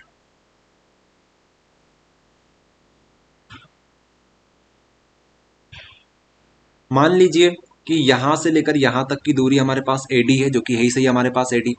उसके बाद यहां से लेकर यहां तक की जो दूरी है वो हमारे पास बीसी है। आप लोग अब ध्यान से देखिए कि ये जो दूरी हमारे पास बन रही है एडी और बीसी, ये दोनों बराबर नहीं है, डिस्टेंस जो हमारे पास है वो बराबर नहीं है, ठीक है। लेकिन टाइम जो है, टाइम जो है, टाइम दोनों के लिए बराबर लगेगा, ठीक है। टाइम बहुत फास्ट चलता है तो टाइम दोनों के लिए बराबर लग रहा है, फिर भी डिस्टेंस बराबर नहीं है। तो इसका मतलब क्या है, इसका मतलब क्या होता है कि डिस्टेंस हमारे पास बराबर नहीं है लेकिन टाइम बराबर है, ठीक है। तो इसका मतलब सिंपल सा ये होता है कि इनकी वेलोसिटी अलग अलग रही होगी। समझिए इस चीज को, एक एग्जांपल से समझाते हैं आपको। मान लीजिए यहां पर ए है, यहां पर बी है, ठीक है। यहां पर ए है, यहां पर बी है, दोनों को कहां पे आना है, इंदौर आना है। मान लीजिए यहां पर क्या है हमारे पास, इंदौर है, इंदौर आना है इनको। इसको इंदौर आने में लग रहा है भैया, इसको इंदौर आने में लग रहे हैं 2 घंटे, इसको भी इंदौर आने में, इसके पास जो रास्ता है इंदौर से आने का कुछ इस प्रकार का टेढ़ा मेढ़ा रास्ता है, लेकिन इसको भी 2 घंटे लगे। ये शॉर्टकट रास्ता है, ये बड़ा रास्ता है, लेकिन दोनों को टाइम कितना लग रहा है, इसको भी 2 घंटे, इसको भी 2 घंटे। इसका मतलब क्या हुआ होगा कि दोनों को समय 2 घंटे लगे, और रास्ता क्या है, एक का छोटा रास्ता है, एक का बड़ा रास्ता है। तो ये कैसे संभव हुआ, इसका मतलब ये होता है सिंपल सा कि इसकी जो वेलोसिटी रही होगी, इसकी वेलोसिटी v1 है, इसकी वेलोसिटी v2 है। मतलब इसकी जो वेलोसिटी होगी वो कम होगी, इसकी जो वेलोसिटी होगी वो ज्यादा होगी। इसने गाड़ी स्पीड से चलाई होगी, इसने गाड़ी धीमे चलाई होगी, सिंपल सी बात ये है। तो इसका मतलब ये है कि हमारे पास वेलोसिटी v1 रहेगी, इसकी वेलोसिटी v2 रहेगी। ओके, तो यहाँ पर हमारे पास 2 वेलोसिटी होती है। आई बात समझ में, 2 वेलोसिटी होती है। ओके, एयर मीडियम में अलग वेलोसिटी रही होगी और डेंसर मीडियम में अलग वेलोसिटी हमारे पास रही होगी। चीजें समझ में आ रही है, तभी तो हमारे पास डिस्टेंस में इतना बड़ा गैप आ रहा है। ओके, चलिए, तो हम लोग मान के चलेंगे कि एक की वेलोसिटी v1 है, एक की वेलोसिटी v2 है, ठीक है। यहां पर हम लोग समझते हैं यहाँ पर हमने इमेज नहीं लगाई क्या साइड में, चलो कोई बात नहीं, यहीं पर आपको समझा देंगे। हम लोग मानते हैं कि ये जो हमारे पास B2C है, या यहाँ पे हमारी वेलोसिटी लग रही है V1, यहाँ पर लग रही है वेलोसिटी V1, और ये A to D जो वेलोसिटी है ये हमारे पास लग रही है यहाँ पर V2। ठीक है, ये रेयर मीडियम की वेलोसिटी है, ये हमारे पास डेंसर मीडियम की वेलोसिटी है। ठीक है, V1 और V2। आई बात समझ में, V1 और V2। चलिए इतनी बात आपको समझा दी हमने। अब आगे देखते हैं, यहां से इसको क्लीन कर लेते हैं बिल्कुल। यहाँ पे आ जाइए। तो यहाँ पे क्या होगा, हम लोग फिर से क्या निकालेंगे, BC और AD निकालेंगे। ठीक है, BC और AD निकालेंगे। तो BC और AD निकालने के लिए आप लोग क्या करोगे, फिर से टाइम का यूज करोगे, तो टाइम क्या आएगा, BC upon V1, AD upon V2, distance upon में टाइम, सॉरी डिस्टेंस अपॉन में वेलोसिटी, ओके टाइम तो हमने यहाँ पर लिख रखा है ना। तो T equals to BC upon V1, T equals to AD upon V2। अब इन दोनों को इक्वल रख देना है, BC equals to AD upon में V1 अपॉन V2, इस प्रकार से ये हो जाएगा। ओके, अब आप लोग क्या करोगे, V1 V2 को एक तरफ ले जाओगे, BC AD को एक तरफ ले जाओगे, तो BC अपॉन में AD आ जाएगा, ये आ जाएगा V1 अपॉन V2। इस बार कुछ चीजें कैंसिल नहीं होगी, तो हम लोग इसको नाम दे देते हैं इक्वेशन नंबर 3। ओके, और हमारा काम क्या रह जाएगा फिर कि BC और AD निकालने का काम हमारा रह जाएगा। तो BC और AD फिर से इस तरीके से निकालोगे आप लोग। ठीक है, BC आएगा आपके पास AC साइन आई, जो पिछली बार आया था वैसा का वैसा कर लेना, यहाँ पर आएगा AC साइन आई। ओके, अब BC आ गया और AD आ गया, BC आ गया AD आ गया, तो हमने क्या देखा था कि BC के अपॉन में आपको AD को रखना है, BC के अपॉन में AD को रखना है। तो BC को अपॉन में हमने AD को रख दिया, putting the value of B and C in equation number 3। तो AC साइन आई ये हमारे पास BC था और ये हमारे पास AD था। ठीक है, AD की वैल्यू क्या जाएगी, AC साइन आई, तो AC से AC कैंसिल हुआ, यहाँ पर हमारे पास बचा साइन आई अपॉन में sine r equals to V1 upon V2। अब अगर आपको याद हो रिफ्रैक्टिव इंडेक्स का फॉर्मूला, रिफ्रैक्टिव इंडेक्स क्या बोलता है हमारा, रिफ्रैक्टिव इंडेक्स अगर आपको निकालना है 2 का विथ रिस्पेक्ट टू 1, तो आप लोग क्या लिखते थे, refractive index of 2 with respect to 1 हम लोग लिखते थे कि हमारा जो V1 है अपॉन V2 ये हमारा होता था। ठीक है, refractive index of 2 with respect to 1, जो हमारा रिफ्रैक्टिव इंडेक्स होता है ना, वो इनवर्सली प्रोपोर्शनल होता है हमारी वेलोसिटी के। ये बात आपको ध्यान रखना है, इनवर्सली प्रोपोर्शनल होता है वेलोसिटी के। ये चीजें आपको हमने पढ़ाई थी जब आपको रिफ्रैक्शन पढ़ा रहे थे। ओके, तो रिफ्रैक्टिव इंडेक्स जो होता है वो क्या होता है, V1 अपॉन V2 होता है। इसको आप लोग इस तरीके से भी लिख सकते हो, sine i upon sine r. ठीक है, इस तरीके से भी आप लोग लिख सकते हो। तो ये देख लीजिए, यहां पर आप लोग देख लीजिए, यहां पे क्या है साइन आई, यहां पर साइन आर, तो इसको हम लोग क्या लिख सकते हैं, म्यू लिख सकते हैं। ओके, और अगर आप लोग इसको ध्यान से देखोगे, V1 और V2 को देखोगे, ओके V1 और V2 को देखोगे, तो ये क्या है, V1 अपॉन V2। तो इसको हम लोग क्या लिख सकते हैं, refractive index of 2 with respect to 1, refractive index of 2 with respect to 1, इस तरीके से लिखना है, क्योंकि V2 अपॉन में 2 आएगा, V2 जो है वो अपॉन में आएगा, V1 ऊपर आएगा, तभी तो ये क्या होंगे, इनवर्सली प्रोपोर्शनल होंगे। अगर ये V1 यहाँ पर है तो यहाँ पर V1 आएगा, अगर यहाँ पर V2 है, μ2 है, तो यहाँ पर V2 आ जाएगा। इस तरीके से आपको समझते हुए चलना है। आई बात समझ में, तो यहाँ पे आप लोग इस तरीके से कर देना। ये देखिए, यहाँ पे 1 अपॉन V2 क्या हो जाएगा, इसको आप लोग μ2 लिख सकते हो डायरेक्ट, और अगर हम लोग बात करें V1 की, तो V1 क्या हो जाएगा, 1 अपॉन μ1 हो जाएगा। ऐसा भी कर सकते हो, उसका उल्टा कर दो। ठीक है, तो इसकी वैल्यूज जो है V1 की और V2 की यहाँ पर पुट कर दो, कि जो V1 है वो हमारा आया है 1 अपॉन μ1, और जो हमारा V2 है वो हमारा 1 अपॉन μ2 आया होगा। तो इस तरीके से आप लोग करोगे तो ये आपका बन जाएगा पूरा। तो इसी को देखते हुए हम लोग डायरेक्ट लिख सकते हैं कि μ2 with respect to 1 equals to sine I by sine I, और ये हमें प्रूफ करना था, ये हमें क्या करना था, प्रूफ करना था। ओके, ये हमने कर दिया। आई बात समझ में, इस तरीके से करना रहेगा। तो अगर आपने एक दो बार इसके ऊपर हाथ फेर लिया तो आपके आराम से ये हो जाएंगे, कोई दिक्कत वाली बात नहीं है। ओके, चलिए, तो आपको दोनों चीज समझा दी। हाइजेंस प्रिंसिपल में इससे बाहर कुछ नहीं आएगा। ओके, ये 3-4 चीज जो आपको बताई हमने, ये कर लो, इससे बाहर कुछ भी नहीं आएगा। अब आगे बढ़ते हैं, नेक्स्ट टॉपिक के ऊपर, जो कि हमारा है principle of superposition. Principle of superposition क्या होता है, प्रिंसिपल ऑफ सुपरपोजिशन वो देख लीजिए यहां पर। When 2 or more than 2 waves reach to a point of a medium then the particle of light vibrate with the resultant amplitude and displacement of resultant waves is equals to the vector sum of the displacement of each wave. क्या मतलब हुआ इसका? इसका मतलब यहां पर यह होता है कि मान लीजिए आपके पास दो सोर्सेज हैं, बोल दीजिए S1 और S2 लाइट सोर्सेज हैं। यहां से आपने वेव्स निकाली इस प्रकार से, यहां से कलर चेंज करके बना देते हैं, एक काम करते हैं, यहां से आपने वेव्स निकाली इस प्रकार से, तो एक पॉइंट के ऊपर ये मीट करी। इसके बाद जो आगे इनका प्रोपोगेशन होगा वो किस प्रकार से होगा? रिजल्टेंट वेव के फॉर्म में इनका प्रोपोगेशन होगा। ठीक है, इसका भी रिजल्टेंट निकालोगे, इसको बोल दीजिए y1, इसको बोल दीजिए y2। इनका जो आगे प्रोपोगेशन होगा एक पॉइंट के बाद वो क्या होगा? इन दोनों के वेक्टर सम के बराबर होगा, वेक्टर सम। तो v1 y1 प्लस y2 इनका वेक्टर सम करना है आपको, वेक्टर सम। ठीक है, वेक्टर सम क्यों बोल रहे हैं, डायरेक्ट सम क्यों नहीं बोल रहे हैं? क्योंकि इनकी कुछ डायरेक्शन होती है। ओके, इनकी कुछ डायरेक्शन होती है, इसलिए हम लोग इनका वेक्टर सम करते हैं। तो यही बात यहाँ पर लिखी हुई है, when two or more than two waves reach to a point of a medium then the particle of light vibrate with the resultant amplitude displacement of the resultant wave amplitude is equals to the sum of the displacement of vector, the vector sum, the vector sum. ये चीज आपको ध्यान रखनी कि अगर दो waves एक point के ऊपर मीटअप करती है तो हम लोग क्या बोलते हैं, उनका जो रिजल्टेंट वेव जो बनेगी वहां से वो क्या होगी? The vector some of displacement of each waves. ठीक है, जैसे मान लीजिए इस प्रकार से, समझने की कोशिश करना क्योंकि इस डायग्राम में आपको बिल्कुल सारी चीज क्लियर हो जाएगी। एक वेव यहां से चली इस प्रकार से, ठीक है, ये हमारी एक वेव बनी। इसके बाद एक काम करते हैं, एक वेव यहां पे बना देते हैं इस कलर से। एक वेव्स कुछ इस प्रकार से चली, यहां से चली, ठीक है, इस प्रकार से चली। अब इन दोनों का जो सम होगा वो कैसा आएगा? हाई आएगा, क्योंकि ये देखो ये यहां से चली हुई है और ये यहां से चली है। अगर इन दोनों को सम करोगे तो कैसा बनेगा? इन दोनों को सम करोगे तो कहीं यहां से ये चलना स्टार्ट करेगी और ये चलते चलते चलते चलते कुछ इस प्रकार से ये बनेगी और बड़ी हो जाएगी ये।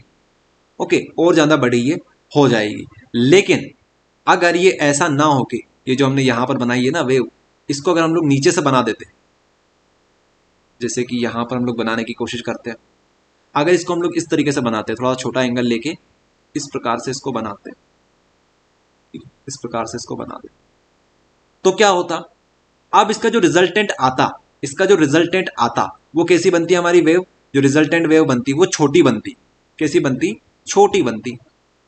ये देखिए इस प्रकार से इसकी जो विड्थ हाइट्स होती वो छोटी बनती इस प्रकार से, क्योंकि इसमें से हमें माइनस करना पड़ेगा इसको।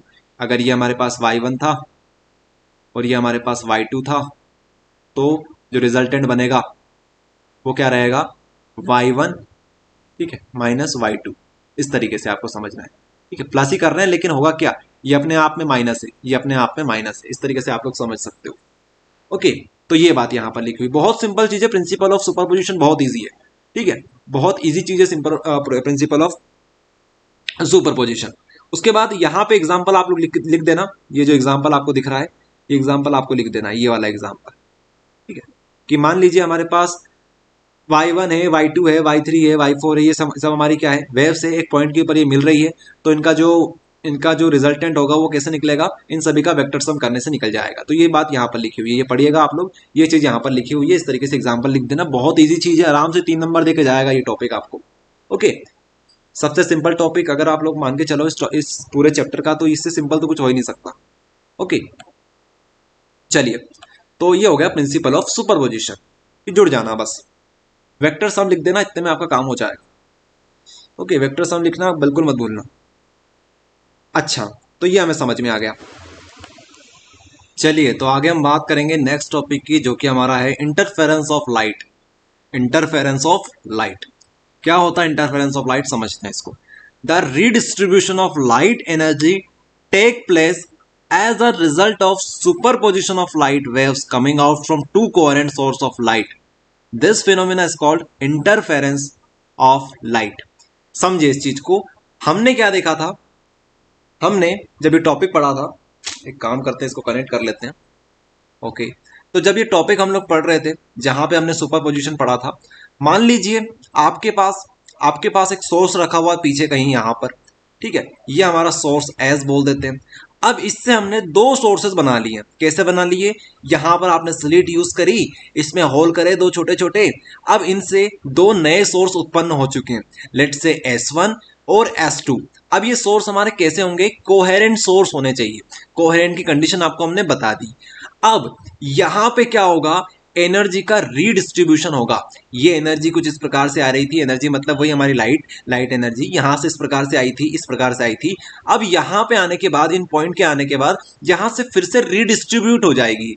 पहले तो डिस्ट्रीब्यूट हो गई थी, लेकिन यहां से फिर से रीडिस्ट्रीब्यूट हो जाएगी और कुछ इस प्रकार से रीडिस्ट्रीब्यूट होगी कि आगे जाके क्या होगा, इनके बीच में सुपर पोजिशन ऑफ लाइट का जो फिनोमेना अभी हमने पढ़ा है वो हो जाएगा, मतलब इनका वेक्टर सम हो जाएगा।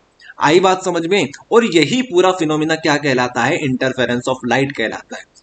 बस यही चीज है, interference of light, superposition of light ही है। लेकिन यहां पे क्या होता है? एक बार फिर से रीडिस्ट्रीब्यूशन ऑफ लाइट एनर्जी का होता है। ये होता है आपका इंटरफेरेंस ऑफ लाइट। बहुत सिंपल चीज है, ये डेफिनेशन आपको लिखनी है। अब ये जो होता है इंटरफेरेंस, दो प्रकार के होते हैं। एक होता है कंस्ट्रक्टिव इंटरफेरेंस, एक होता है डिस्ट्रक्टिव इंटरफेरेंस। इसको हम लोग समझेंगे, कंस्ट्रक्टिव और डिस्ट्रक्टिव को। यहां पे आ जाइए, कंस्ट्रक्टिव एंड डिस्ट्रक्टिव इंटरफेरेंस समझा देते हैं आपको।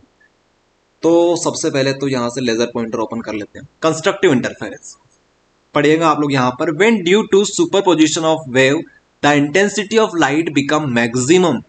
When due to superposition of light the intensity of light become maximum, then the interference of light is called constructive interference.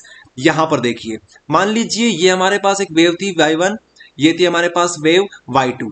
अगर इन दोनों को हम लोग सम करेंगे, वेक्टर सम करेंगे, तो क्या हो जाएगा? यहां पर इनकी जो इंटेंसिटी हो जाएगी वो मैक्सिमम हो जाएगी। ये देखिए, ठीक है, वेव कुछ इस प्रकार से बनेगी, बड़ी बनेगी। लेकिन डिस्ट्रक्टिव के केस में क्या होगा? डिस्ट्रक्टिव में केस में क्या होगा? यहां पर जो हमारे पास वेव आ रही है, इनकी जो इंटेंसिटी होगी वो मिनिमम हो जाएगी जब हम लोग इनको सम करेंगे तो। फॉर एग्जाम्पल ये देखिए, ये हमारे पास y1 वेव थी और ये जो y2 वेव है ये यहां से चालू हो रही है, यहां से इस प्रकार से। अगर इन दोनों का आप लोग सम करोगे, अगर आप लोग इन दोनों का सम करोगे तो क्या होगा? ये कैंसिल हो जाएंगे। ये ऊपर से चालू हो रही है, ये नीचे से चालू हो रही है, तो यहां पर जो हमारी इंटेंसिटी होगी वो कैसी होगी? मिनिमम होगी। When due to superposition of wave the intensity of light become minimum, the interference of light is called destructive interference। आई बात समझ में? इस तरीके से आपको कंस्ट्रक्टिव इंटरफेरेंस और डिस्ट्रक्टिव इंटरफेरेंस समझना रहेगा। चलिए आगे हम लोग बात करेंगे, इंटरफेरेंस को और अच्छे से समझते हैं, कुछ रिलेशन निकालते हैं यहाँ पर। ओके, ये जो डेरिवेशन हम लोग करने वाले हैं ये न्यूमेरिकल के पॉइंट ऑफ व्यू से बहुत इंपॉर्टेंट है। यहाँ से न्यूमेरिकल बनेंगे। ओके, तो इसको आप लोग अच्छे से समझ लीजिएगा। लास्ट में तो हमें फॉर्मूला याद करना रहेगा, लेकिन फॉर्मूला जो बनेगा ना वो किस तरीके से डिराइव हुआ है वो समझना जरूरी है। तो मैथमेटिकली इंटरप्रिटेशन ऑफ इंटरफेरेंस, यहां पर इंटरप्रिटेशन लिखा हुआ है। ओके, इंटरप्रिट करेंगे हम लोग इंटरफेरेंस को। तो मान लीजिए कि आपके पास दो इक्वेशन है राइट वेव की दो इक्वेशन है। एक हमारे पास y1 है और एक हमारे पास y2 है। y1 को मान लेते हैं हमारे पास जो इक्वेशन है जो वेव की वो है a sin omega T, a sin omega T, a sin omega T. ठीक है, यहाँ पे ये जो हमारा a है, ए क्या है हमारे पास? एम्पलीट्यूड। और ये जो ओमेगा है हमारे पास, ये ओमेगा क्या कहलाएगा? हमारा ओमेगा जो रहेगा वो एंगुलर डिस्प्लेसमेंट कहलाने वाला है और टी हमारा टाइम रहेगा। ठीक है, उसी तरीके से ये तो हमारा y1 बन गया। y2 बना लेते हैं, y2 बना लेते हैं। y2 भी मान लीजिए यहाँ पर y2 जो हमारा है उसकी इक्वेशन कुछ इस प्रकार से, यहाँ पर हमारे पास एम्पलीट्यूड जो रहेगा वो b रहेगा sign omega T plus five. हम लोग मान के चल रहे हैं कि जो हमारी जो वेव 2 है उसका जो फेज डिफरेंस है वो क्या हो जाएगा? ओमेगा टी प्लस फाइव हो जाएगा। ठीक है, इसको थोड़ा सा आगे लेके चल रहे हैं कि y2 हमारा आगे चल रहा है, y1 हमारा पीछे चल रहा है, y1 लेग कर रहा है, y2 लीड कर रहा है। इस तरीके से हम लोग इसको इक्वेशन बना सकते हैं। नॉर्मल कुछ भी बना सकते हो आप लोग, लेकिन इसको बना के चलेंगे तो हमें समझ में जल्दी आ जाएगा। ठीक है, एक आगे एक पीछे, इस तरीके से हमने इनको दोनों के बीच में फेज डिफरेंस बना लिया। अब क्या करेंगे? रिजल्टेंट कैसा बनेगा? रिजल्टेंट के लिए आप लोग इन दोनों को क्या करोगे? सम कर दोगे। तो a sign omega T, b sign omega T plus five, इनको हम दोनों सम किया। अब जरा देखिए आप लोग, यहां पर कुछ कंडीशन बन सकती है क्या? ये जो है a साइन ओमेगा टी, इसको तो हम लोग डायरेक्ट ऐसा का ऐसा लिख देंगे। ठीक है, लेकिन ये जो हमारे पास है b sign omega T plus five, इसमें यहां पे ये चीज आ रही है, साइन a प्लस बी की कंडीशन यहां पर सेटिस्फाई हो रही है। तो हम लोग साइन ए प्लस बी की कंडीशन लगा देंगे। साइन ए प्लस बी क्या होता है? साइन ए कोस बी प्लस कोस ए साइन बी। ठीक है, साइन ए प्लस बी यही तो होता है, साइन ए कोस बी प्लस कोस ए साइन बी। ये आपको फॉर्मूला आना चाहिए। ठीक है, तो इसका ये फॉर्मूला हम लोग यहाँ पर यूज करेंगे। तो साइन ए हमारा ओमेगा है, ओमेगा टी है, और साइन बी जो हमारा है, बी हमारा जो है वो है फाई। तो साइन ए कोस बी कोस ए साइन बी, ये हमने यहाँ पर आइडेंटिटी यूज कर ली। ओके, उसके बाद क्या करेंगे? ये जो बी है बाहर लगा हुआ है, इसको सबको अंदर ले आते हैं, इस बी का अंदर ले आते हैं। अंदर जाएगा मतलब कि इससे भी मल्टीप्लाई होगा, और ये जो बी है वो इससे भी मल्टीप्लाई होगा। ओके, चलिए, तो बी को हमने अंदर लेके आए, तो यहां पर इस प्रकार से हो जाएगा। अब इस ब्रैकेट को पूरा कैंसिल कर देते हैं। ओके, तो इस प्रकार से हमारे पास कंडीशन बन गई। अब जरा यहां पे देखिए, यहां पे क्या है हमारे पास? साइन ओमेगा टी है, यहां पर साइन ओमेगा टी आ गया हमारे पास, यहां पर भी साइन ओमेगा टी हमारे पास आ रहा है। तो क्या हम इन दोनों में से साइन ओमेगा टी को कॉमन ले सकते हैं? बिल्कुल। तो अगर हम लोग साइन ओमेगा टी यहां से कॉमन ले लेंगे, तो हमारे पास नीचे क्या बच जाएगा? यहां पर हम लोग लिख देते हैं, ये हमारे पास कुछ इस प्रकार से बचेगा कि साइन ओमेगा टी आपने कॉमन ले लिया, तो बचेगा क्या हमारे पास? A plus B cos phi, ये हमारे पास बचेगा, और यहां पे आ जाएगा साइन ओमेगा टी। ठीक है, बाकी ये जो हमारे पास चल रहा था, इसको हमने वैसा का वैसा यहां पर लिख दिया। आई बात समझ में? यहां पर हमने क्या लिखेंगे? चाहो तो आप लोग यहां पर लिख सकते हो B cos omega t sine pi, ये हमने इस प्रकार से इसको लिख लिया। ओके, ये हमने इस प्रकार से इसको लिख लिया। चलिए, तो यहां तक हमने कंडीशन बना ली। अब क्या करेंगे? हम लोग यहां पर अज्यूम करके चलेंगे, हम लोग यहां पर एक और नई कंडीशन अज्यूम करके चलेंगे कि हमारे पास A plus B cos phi जो आया हुआ था, इसको हम लोग बोलेंगे ए कोस फाई, ए कोस थीटा, वेरी सॉरी, ए कोस थीटा, क्योंकि फाई तो हमने यहां पर यूज कर लिया है। ए कोस थीटा, ये हम लोग यहां पर मान के चलेंगे। ए प्लस बी कोस फाई को क्या बोल दो आप थोड़ी देर के लिए? ए कोस थीटा बोल दो। बी साइन फाई को क्या बोल दो? ए साइन थीटा बोल दो, ए साइन थीटा बोल दो। ओके, ये हम लोग कंडीशन मान के चल रहे हैं, ये आपको मान के चलना है, कोई दिया हुआ नहीं होगा, ये आपको मान के चलना पड़ेगा। ये देखिए, जरा देख लीजिए फिर से, हमने ए प्लस बी कोस फाई और बी साइन फाई कहां से लिए हैं? यहां से लिए, इस इक्वेशन से जो हमने पीछे करा था ना, यहां पर, ये यहां पर, ये और यहां पर ये, इन दोनों को हमने कुछ असाइन कर दिया। ठीक, कुछ मान लिया। बाकी अब जो हमने माना है उसको हमने यहां पर रख दिया। A cos theta sine omega T, A plus B की जगह पर ये रख दिया, और बी साइन फाई की जगह पर हमने ये रख दिया। ठीक है, तो यहां से ए हमारा कॉमन आ जाएगा, sine omega T plus cos phi, sine omega t cos theta हो जाएगा। यहां पर क्या हो जाएगा? Cos omega T plus cos omega t sine theta, यहां से हो जाएगा। ओके, ये कॉमन निकालने के बाद अब जरा आप लोग ध्यान से देखिए, अब जरा आप लोग ध्यान से देखिए कि y जो हमारा डैश रहेगा, जो y हमारा रिजल्टेंट रहेगा, वो यहां पर क्या बन सकता है? यहां पर फिर से आपको एक कंडीशन देखने को मिलेगी, साइन ए प्लस बी की, साइन ए प्लस बी की फिर से कंडीशन आपको देखने को मिल जाएगी। ये है आपका साइन ए कॉस बी, फिर यहां पर कॉस ए साइन बी। ठीक है, तो यहां पर ए जो है हमारा, ए हमारा क्या बन रहा है यहां पर? ओमेगा टी, और यहां पर जो बी का काम कर रहा है वो थीटा कर रहा है। ठीक है, तो हम लोग इसको डायरेक्ट लिख सकते हैं, ये तो ए तो हमारा कॉमन रहेगा। ठीक है, sign omega T plus theta, sine omega T plus theta लिख सकते हैं। साइन ए प्लस बी की कंडीशन बन तो रही है यहाँ पर, तो इसको हम डायरेक्ट इस तरीके से लिख लिया। ठीक है, और यही कंडीशन हमारी क्या रहेगी, आप लोग इसको हाईलाइट करके लिख लेना कि ये इक्वेशन ऑफ रिजल्टेंट वेव, ठीक है, इक्वेशन ऑफ रिजल्टेंट वेव हमारी ये रहेगी, A sine omega T plus phi. यहां पर हमारा ए क्या कहलाएगा? रिजल्टेंट एम्पलीट्यूड कहलाएगा। थीटा यहां पर क्या है? रिजल्टेंट फेज डिफरेंस कहलाने वाला है। जितना हमारे पास फेज डिफरेंस आ रहा है वो हमने यहां पर मेंशन कर दिया। ठीक है, अभी और देखिए, अभी तो और देखिए आप लोग, ये हमने लेकर आ गए। अब अगर हम लोग बात करें, ठीक है, यहां तक आपको इस तरीके से करना है। अगर आपसे कोई पूछे कि रिजल्टेंट वेव की इक्वेशन बताइए, तो क्या बोलोगे? A sine omega T plus theta. ये अब आपको डायरेक्ट याद कर लेना है। ओके, चलिए अब हम लोग देखेंगे कंस्ट्रक्टिव इंटरफेरेंस के लिए क्या कंडीशन बनेगी और डिस्ट्रक्टिव इंटरफेरेंस के लिए क्या कंडीशन बनने वाली है। ओके, ये हम लोग देखने वाले हैं। तो देखिएगा आप लोग, यहां पर हमारे पास ए कोस थीटा और ए साइन थीटा, ये हमने इन वैल्यूज को असाइन किया था, इन वैल्यूज को हमने असाइन किया था। अगर हम लोग इन दोनों में दोनों तरफ स्क्वायर कर देते हैं, यहां पर भी स्क्वायर कर देते हैं, यहां पर भी स्क्वायर कर देते हैं, यहां पर भी स्क्वायर कर देते हैं, यहां पर भी स्क्वायर कर देते हैं और इनको जोड़ देते हैं। तो क्या आता है जरा चेक करिए।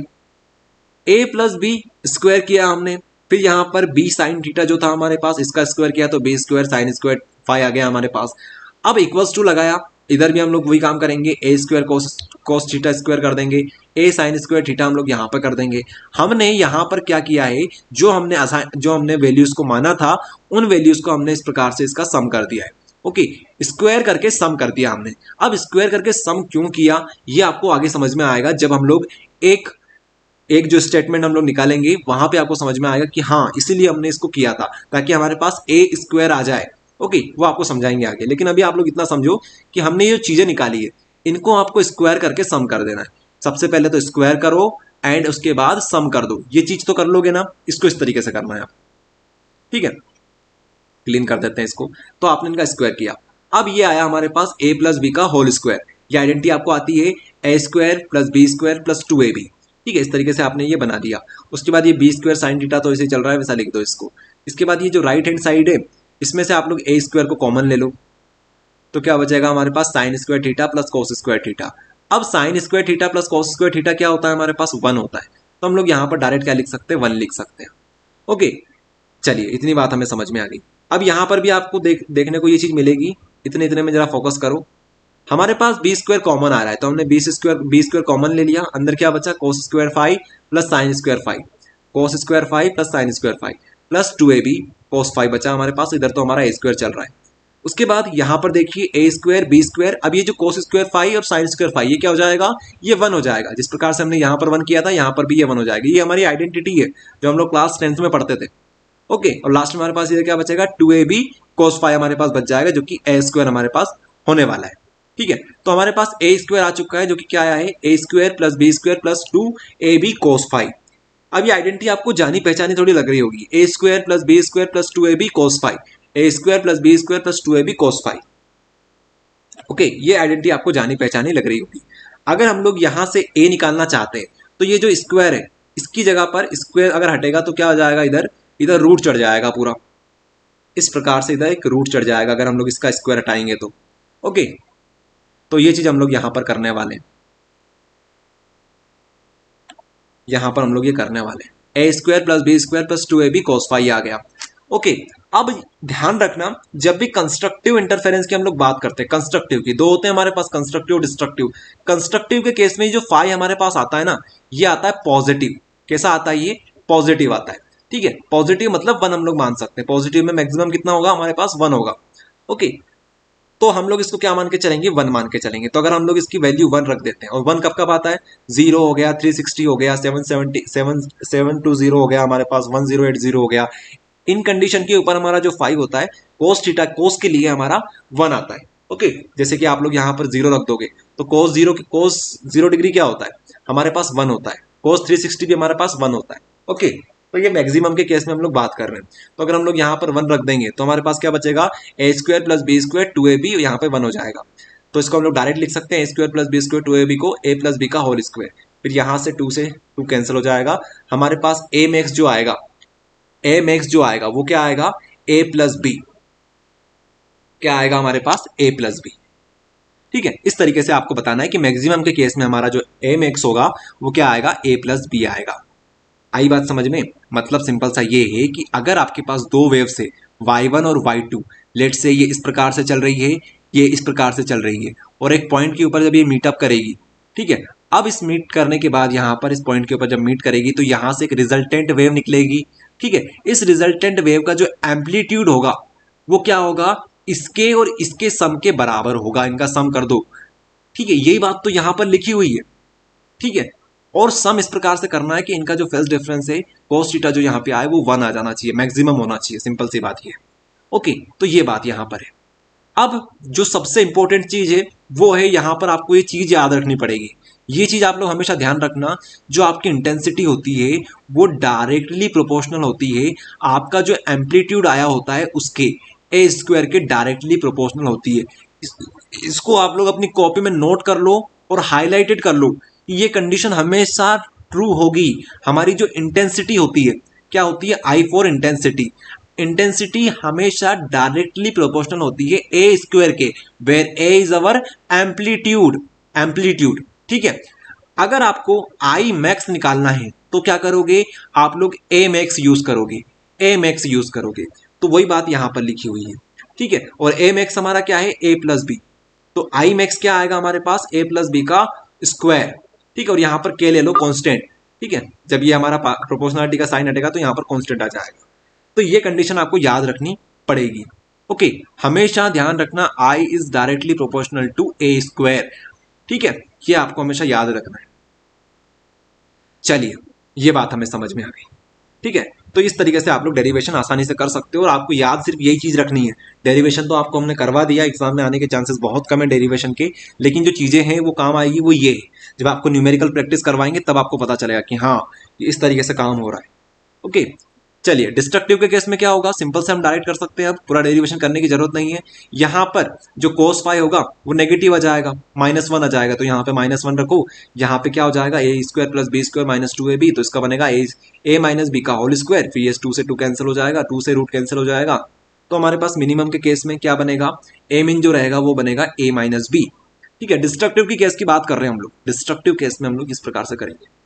तो मिनिमम एम्पलीट्यूड क्या बना हमारे पास, ए माइनस बी। फिर से वही काम करेंगे, ए मिन क्या होगा, ए मिन भी इसी प्रकार से करेंगे हम लोग। वही केस लगाएंगे हमारा सिंपल सा, कि जो हमारा आई होता है, इंटेंसिटी जो हमारी होती है वो क्या होती है, डायरेक्टली प्रोपोर्शनल टू ए का स्क्वायर। अगर हम लोग आई मिन निकाल रहे हैं तो हमें ए मिन की वैल्यू पता होनी चाहिए, उसका स्क्वायर कर देंगे तो हमारे पास ए मिन कुछ इस प्रकार से आएगा। ओके, ए मिन हमारे पास कुछ इस प्रकार से आएगा। नीचे हमारे पास फेज डिफरेंस है, लेकिन फेज डिफरेंस की कोई जरूरत नहीं है, आप लोग यहीं तक कर लेना, इतना काफी है।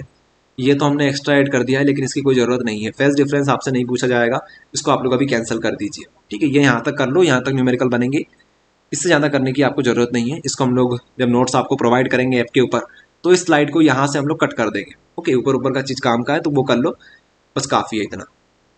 चलिए, अब हम लोग बात करते हैं न्यूमेरिकल की, न्यूमेरिकल प्रैक्टिस के ऊपर, कि किस तरीके से आपको न्यूमेरिकल आएगा, किस तरीके से आपको न्यूमेरिकल करना रहेगा, वो देख लेते हैं। ओके, ताकि हमारे सारे जो डेरिवेशन हमने किया है वो हमारा क्लियर हो जाए।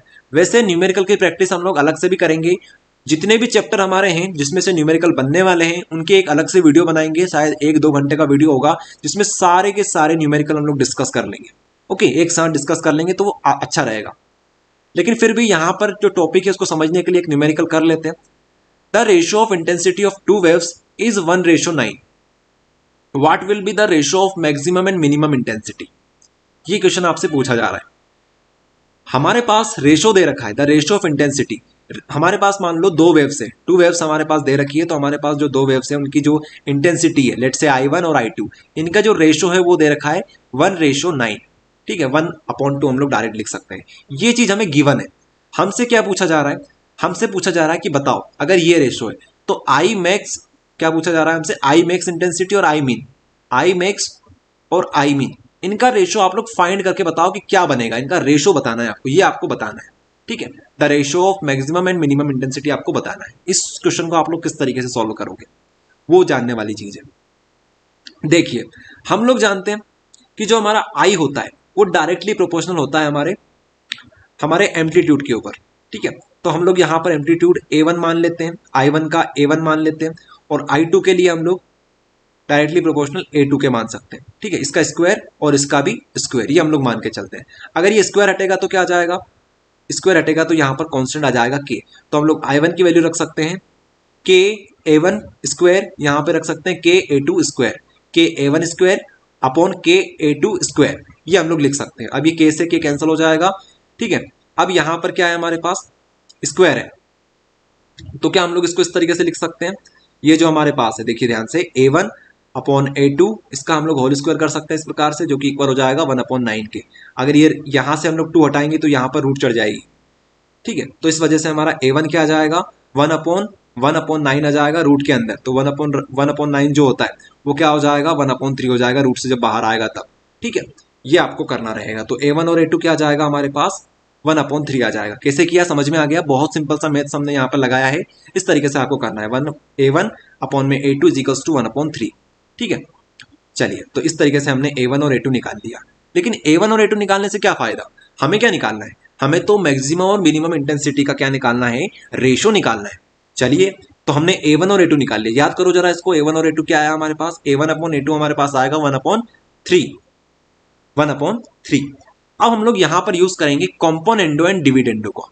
क्यों यूज करेंगे, क्योंकि हमें पता है कि जो हमारे पास आई मैक्स होता है और आई मीन होता है, आई मीन ये क्या होते हैं, आई मैक्स जो होता है हमारे पास वो होता है हमारा के A1 प्लस A2 का स्क्वायर, और आई मीन हमारे पास होता है के A1 माइनस A2 का स्क्वायर। यही तो हमने सीखा था, अभी हमने जो डिराइव किया था उसमें यही तो हमारे पास आया था।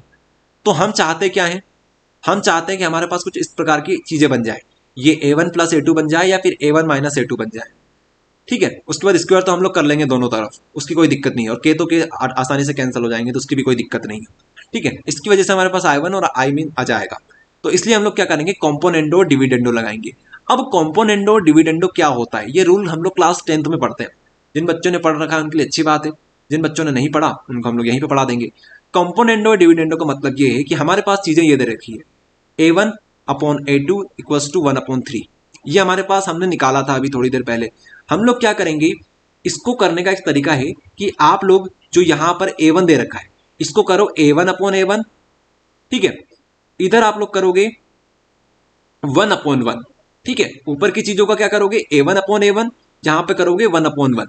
फिर आपको माइनस लगाना है क्या पहले, तो चलो माइनस लगा लो, यहां पर माइनस, यहां पर प्लस। तो सेम यहां पर होगा, यहां पर माइनस, यहां पर प्लस।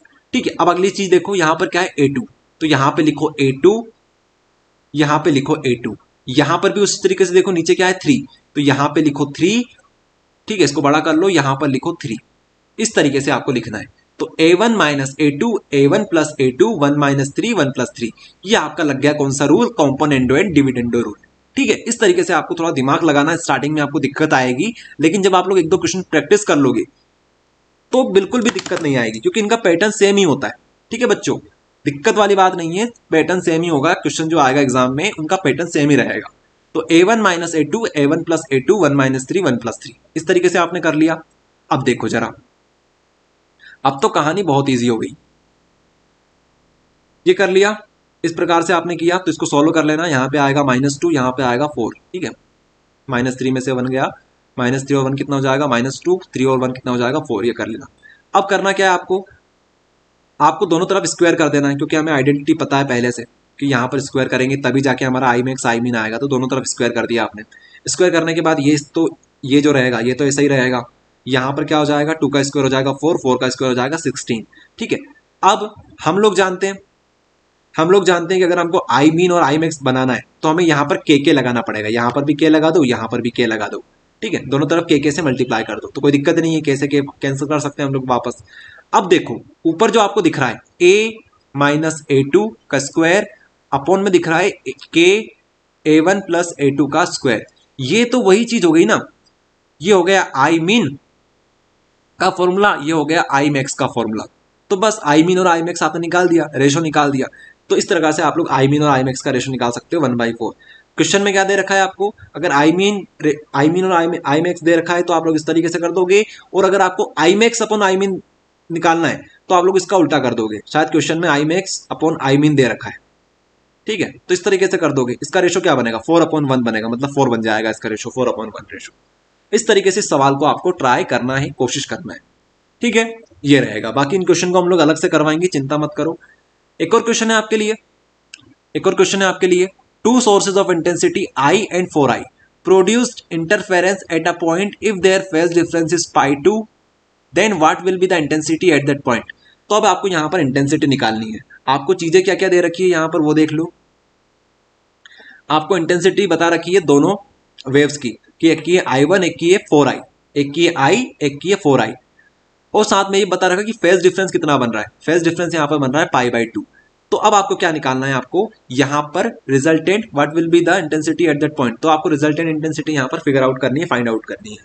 ओके, तो ये क्वेश्चन आप लोग ट्राई करें। ठीक है, यहाँ पर फाई जो होगा वो π/2 हो जाएगा। इसके बाद आप लोग क्या करोगे, यहाँ पर आपको इंटेंसिटी निकालनी है, तो आप लोग स्टार्ट करना एम्पलीट्यूड के साथ। ठीक है, एम्पलीट्यूड के साथ स्टार्ट करना। काफी सिंपल क्वेश्चन है, 2-3 स्टेप में आपका आंसर आ जाएगा अगर आप लोग फटाफट कर देते हो, लेकिन अगर आप लोग बिल्कुल स्टेप बाय स्टेप समझना चाहते हो तो यहाँ पर ये लिखा हुआ है। ठीक है, आंसर आएगा 5i। डायरेक्ट मत कर देना आप लोग, नहीं तो सोचो कि ये 4i है और यहाँ पर i है, तो इन दोनों को सम करेंगे तो 5i आ जाएगा, लेकिन आपको वेक्टर सम करना पड़ेगा।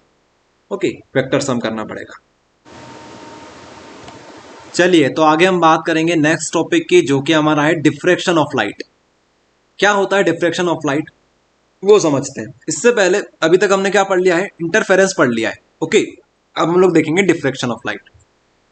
तो यहां पे आप लोग पढ़ेंगे the phenomena of bending of light around the sharp corner of spreading of light within the geometric shadow of opaque objects या फिर opaque obstacles is called diffraction of light.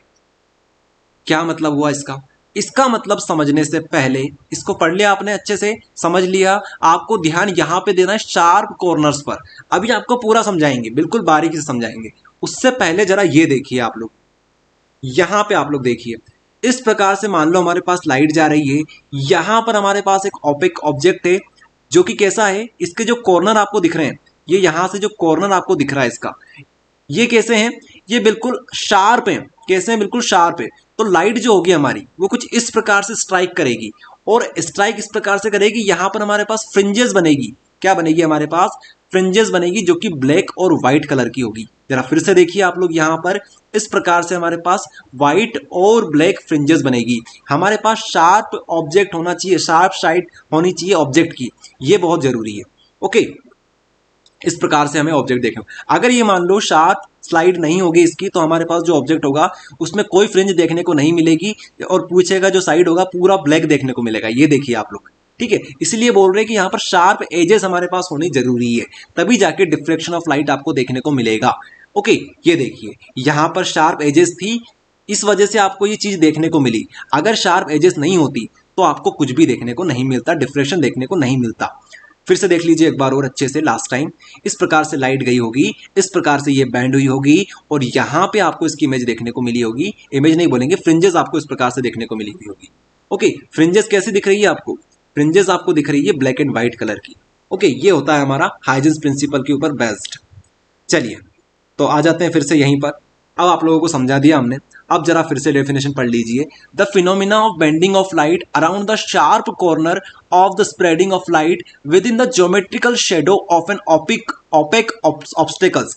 मतलब जो हमारा ऑब्स्टिकल, हमारे पास जो ऑब्स्टिकल हो, जो भी हमारे पास ऑब्जेक्ट हो, वो ओपेक होना चाहिए, ट्रांसपेरेंट नहीं होना चाहिए। ठीक है, पारदर्शी नहीं होना चाहिए, वो बिल्कुल ओपेक होना चाहिए। Opaque obstacle is called reflection of light. ठीक है, ये बात यहाँ पे बताई जा रही है, और इसकी एक ज्योमेट्रिकल शेडो बननी चाहिए, ये जरूरी है। ओके, तभी तो समझ में आएगा ये कॉन्सेप्ट, नहीं तो अब जो अगर हमारे पास ज्योमेट्रिकल शेडो नहीं बनेगी तो क्या मतलब फिर। तो ये बात यहाँ पर है। उसके बाद नीचे पढ़िए, diffraction is more when slit width A is smaller than the wavelength of light. क्या मतलब हुआ इस चीज का, समझिए इस चीज को। The diffraction is more, diffraction ज्यादा कब होगा? डिफ्रेक्शन अगर आपको ज्यादा करना है तो इसके लिए ये जो यहाँ पर, ये जो हमारे पास स्लिट है, स्लिट में ये जो हमारे पास एरिया, इसकी जो विड्थ है, ओके, यहाँ पर जो हमारे पास विड्थ दे रखी है, इस प्रकार की जो विड्थ है हमारे पास, ये विड्थ कैसी होनी चाहिए? ये विड्थ हमारे पास, मान लो हमारे पास ये ए है, तो इसको कम होना चाहिए। ये विड्थ जितनी कम होगी और हमारी जो वेवलेंथ है वो जितनी ज्यादा होगी, ये जो वेवलेंथ हमारे पास है ना, ये वाली वेवलेंथ, ये हमारे पास वेवलेंथ लेमडा जो है, लेमडा जितना ज्यादा होगा, ए जितना कम होगा, उतना अच्छी तरीके से हमारे पास क्या देखने को मिलेगा, उतना अच्छी तरीके से हमारे पास डिफ्रेक्शन देखने को मिलेगा। आप लोग खुद सोचो ना यार, अगर विड्थ कम होगी तो क्या होगा? शार्प एजेस और अच्छी तरीके से बन पाएगी। शार्प एजेस जितनी अच्छी बनेगी उतना अच्छा हमारे पास क्या बनेगा? डिफ्रेक्शन का फिनोमेना देखने को मिलेगा। यही बात यहाँ पर बताई जा रही है। ओके, ये हमारे पास क्या होती है? ये हमारे पास होती है भैया लेमडा वेवलेंथ। अब आप लोग ये सोच रहे होंगे कि यार ये इस प्रकार से क्यों आ रही है, ये पैरेलल क्यों आ रही है, इस प्रकार से क्यों आ रही है, ठीक है, लीनियर सोर्स की तरह क्यों आ रही है? तो आपको बता दें, ये लाइट जो है वो इन्फिनिटी से आ रही है, तो यहाँ पर जो हमारे पास वेव फ्रंट बनेंगे वो कैसे बनेंगे? इस प्रकार से बनेंगे। इनके जो सोर्सेज बनेंगे वो कैसे रहेंगे? पैरेलल रहेंगे। आपको ये बात बताई थी हमने, 3 प्रकार के वेव फ्रंट आपको पढ़ाए थे, इसमें से एक ये भी था लीनियर। तो लीनियर वेव फ्रंट हमारे पास आएंगे इन्फिनिटी से, हम लोग ये मान के चल रहे हैं। ओके, और यहाँ से जब जाएंगे तो क्या हो जाएगा? एक रीडिस्ट्रीब्यूशन होगा एक तरीके से। ओके, रीडिस्ट्रीब्यूशन किसका हो रहा है? इनका ही हो रहा है। ये जो वेव हमारे पास आई थी ना, इसी का हमारे पास क्या हो रहा है? रिडिस्ट्रीब्यूशन हो रहा है। इस प्रकार से होगा, ये ओपेक ऑब्जेक्ट की जो स्लाइड है इससे पड़ी, इससे टच हुई, तो इस प्रकार से हमारे पास फ्रिंजेस देखने को मिलेगी स्क्रीन के ऊपर। यहां पर भी आप लोग देख सकते हो। ओके, अब बात आपको ये भी ध्यान रखनी है कि जो हमारे सबसे बीच की फ्रिंज होगी ये सबसे ब्राइट दिखेगी, फिर उससे कम आपको देखने को मिलेगी, उससे कम ब्राइट आपको देखने को मिलेगी, उससे कम ब्राइट देखने को मिलेगी, और आखिरी में तो कुछ भी नहीं देखने को मिलेगा। ओके, तो हमारे पास जो फ्रिंजेस हैं वो कुछ इस प्रकार की देखने को मिल रही है, कभी ज्यादा कभी कम, कभी ज्यादा कभी कम, ठीक है। और रिलेटिवली ये कम होती जा रही है, इनकी जो ब्राइटनेस है वो कम होती जा रही है। जब आप लोग कैसे जाओगे, सेंटर से राइट की तरफ चले जाओ, सेंटर से लेफ्ट की तरफ चले जाओ, या फिर आप लोग इस प्रकार से बोल सकते हो सेंटर से टॉप चले जाओ, सेंटर से बॉटम चले जाओ, तब आपको इंटेंसिटी या फिर हम लोग बोल सकते हैं डायरेक्ट ब्राइटनेस वो कम होती हुई नजर आएगी आपको। ओके, ये बात आपको लिखनी है। अब जो सारी चीज आपको समझाई है एक बार देख लो इसको, फिर आप लोग अपने हिसाब से इसको याद कर लेना, आपको जितना इजी लगे उसको आप लोग याद कर सकते हो। बाकी ये सारी चीज रहेगी, डायग्राम आपको इस प्रकार से बनाना है, पैरेलल आएगी इस प्रकार से, यहाँ से कुछ इस प्रकार से जाएगी, और हमारे पास ये देखने को मिलेगा, ये क्या होती है, हमारे पास फ्रिंजेस होती है। ओके, फ्रिंजेस, फ्रिंजेस या फिर बैंड्स भी बोल सकते हो आप लोग इन्हें। ओके, ये रहेगा। चलिए तो आगे बढ़ते हैं, यहां पे आ जाइए। नेक्स्ट जो टॉपिक हमारे पास आएगा वो है इंटरफेरेंस वर्सेस डिफ्रैक्शन। इंटरफेरेंस और डिफ्रैक्शन में क्या अंतर होता है वो समझ लेते हैं। डिफ्रैक्शन आपको समझा दिया, इंटरफेरेंस पहले समझा दिया। अब जरा देख लो, इंटरफेरेंस क्या होता था हमारे पास, इंटरफेरेंस होता था superposition of two waves. Superposition of two waves याद आ रहा है आप सभी को, जब हमने क्या किया था, हमने इस प्रकार की एक स्लिट ली थी, कलर चेंज कर लेते हैं इसका, यहां पर हमने एक स्लाइट ली थी, इस प्रकार की स्लिट ली थी, यहाँ पे एक होल किया था, फिर यहाँ पे हमने एक होल किया था। एक काम करते हैं, ब्लैक कलर ले लेते हैं। ओके, इस प्रकार की हमने एक स्लिट यूज करी थी जिसमें हमने 2 होल किए थे, ठीक है। हमारे पास 2 सोर्स चाहिए थे, मिनिमम 2 सोर्स हमें चाहिए थे, तो यहाँ से इस प्रकार से लाइट जा रही थी, इस प्रकार से हमारे पास वेव फॉर्म में लाइट हमारी जा रही थी, ठीक है। और आगे जाके ये क्या कर रही थी, सुपर पोजिशन का फिनोमिना शो कर रही थी, ठीक है, इस प्रकार से। लेकिन यहाँ पे क्या है, डिफ्रेक्शन तो पूरा ही अलग है। डिफ्रेक्शन में क्या हो रहा था, यहाँ पर हमने एक स्लिट ली है, ठीक है, स्लिट हमने जैसे ली, तो यहाँ से मान लो लाइट जा रही है इस प्रकार से, तो ये क्या हो जाएगी, इस प्रकार से मुड़ जाएगी। इसकी जो शार्प एजेस होंगी उनसे कुछ इस प्रकार से डिफ्रेक्ट होगी, और यहाँ पे हमें क्या देखने को मिलेगी, डार्क और ब्राइट फ्रिंजेस देखने को मिलेगी। ओके, इस प्रकार से हमने देखा था इसे। तो यहाँ पे क्या होता है, bending of two waves, bending of waves around edges, ठीक है। यहाँ पर भी बेंडिंग ऑफ वेव होता है, लेकिन कहाँ पे होता है, अराउंड एजेस, या फिर आप लोग शार्प एजेस लिख सकते हो इसे। उसके बाद superposition of wave from to coherent source, यहाँ पे टू कोहेरेंट सोर्स रिक्वायर है। Superposition of wave front emitted from the various point of the same wave front, same wave front होंगे, वहीं से हमारी जो पोजिशन होगी वो इमिट होगी। ओके, तो आप लोग डायरेक्ट इसको ये भी लिख सकते हो कि यहाँ पर क्या चाहिए हमें, यहाँ पर हमें टू कोहेरेंट सोर्स रिक्वायर्ड है, यहाँ पर रिक्वायर्ड नहीं है। इक्वली स्पेस्ड फ्रिंजेस, फ्रिंजेस जो होगी वो इक्वली स्पेस्ड होगी, उनके बीच की जो दूरियां होगी बिल्कुल इक्वली होगी, लेकिन यहाँ पर अनइक्वल स्पेस आपको देखने को मिलेगी फ्रिंजेस की, जो आपको समझाया था हमने, ठीक है। फोर्थ पॉइंट हमारा क्या बोलता है, intensity of all the bright fringes is almost same. Intensity अगर हम लोग बात करें ब्राइट फ्रिंजेस की, ब्राइट फ्रिंजेस जो थी यहाँ पर वो कैसी थी, सब सेम थी, कोई दिक्कत नहीं थी। लेकिन यहाँ पर दिक्कत आएगी, यहाँ पर जो हमारी फ्रिंजेस है उनकी जो इंटेंसिटी है ब्राइट फ्रिंजेस जो होगी वो धीरे धीरे करके डिक्रीज होती जाएगी। ओके, फॉल डाउन होती जाएगी, intensity falls rapidly for higher orders.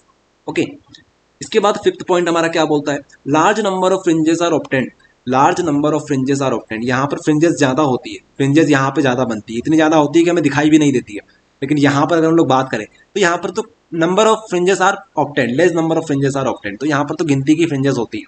Okay, तो ये बात है, फ्रिंजेस वगैरह समझा दिया आपको, इंटरफेरेंस समझा दिया, डिफ्रेक्शन समझा दिया। इसको याद कर लेना, 5 नंबर के लिए इंपॉर्टेंट है और ये मोस्ट इंपॉर्टेंट है। ओके, तो इस तरीके से इस वीडियो को हम लोग करते हैं एंड, पढ़ाई करें आप लोग सभी। All the very best and thank you everyone.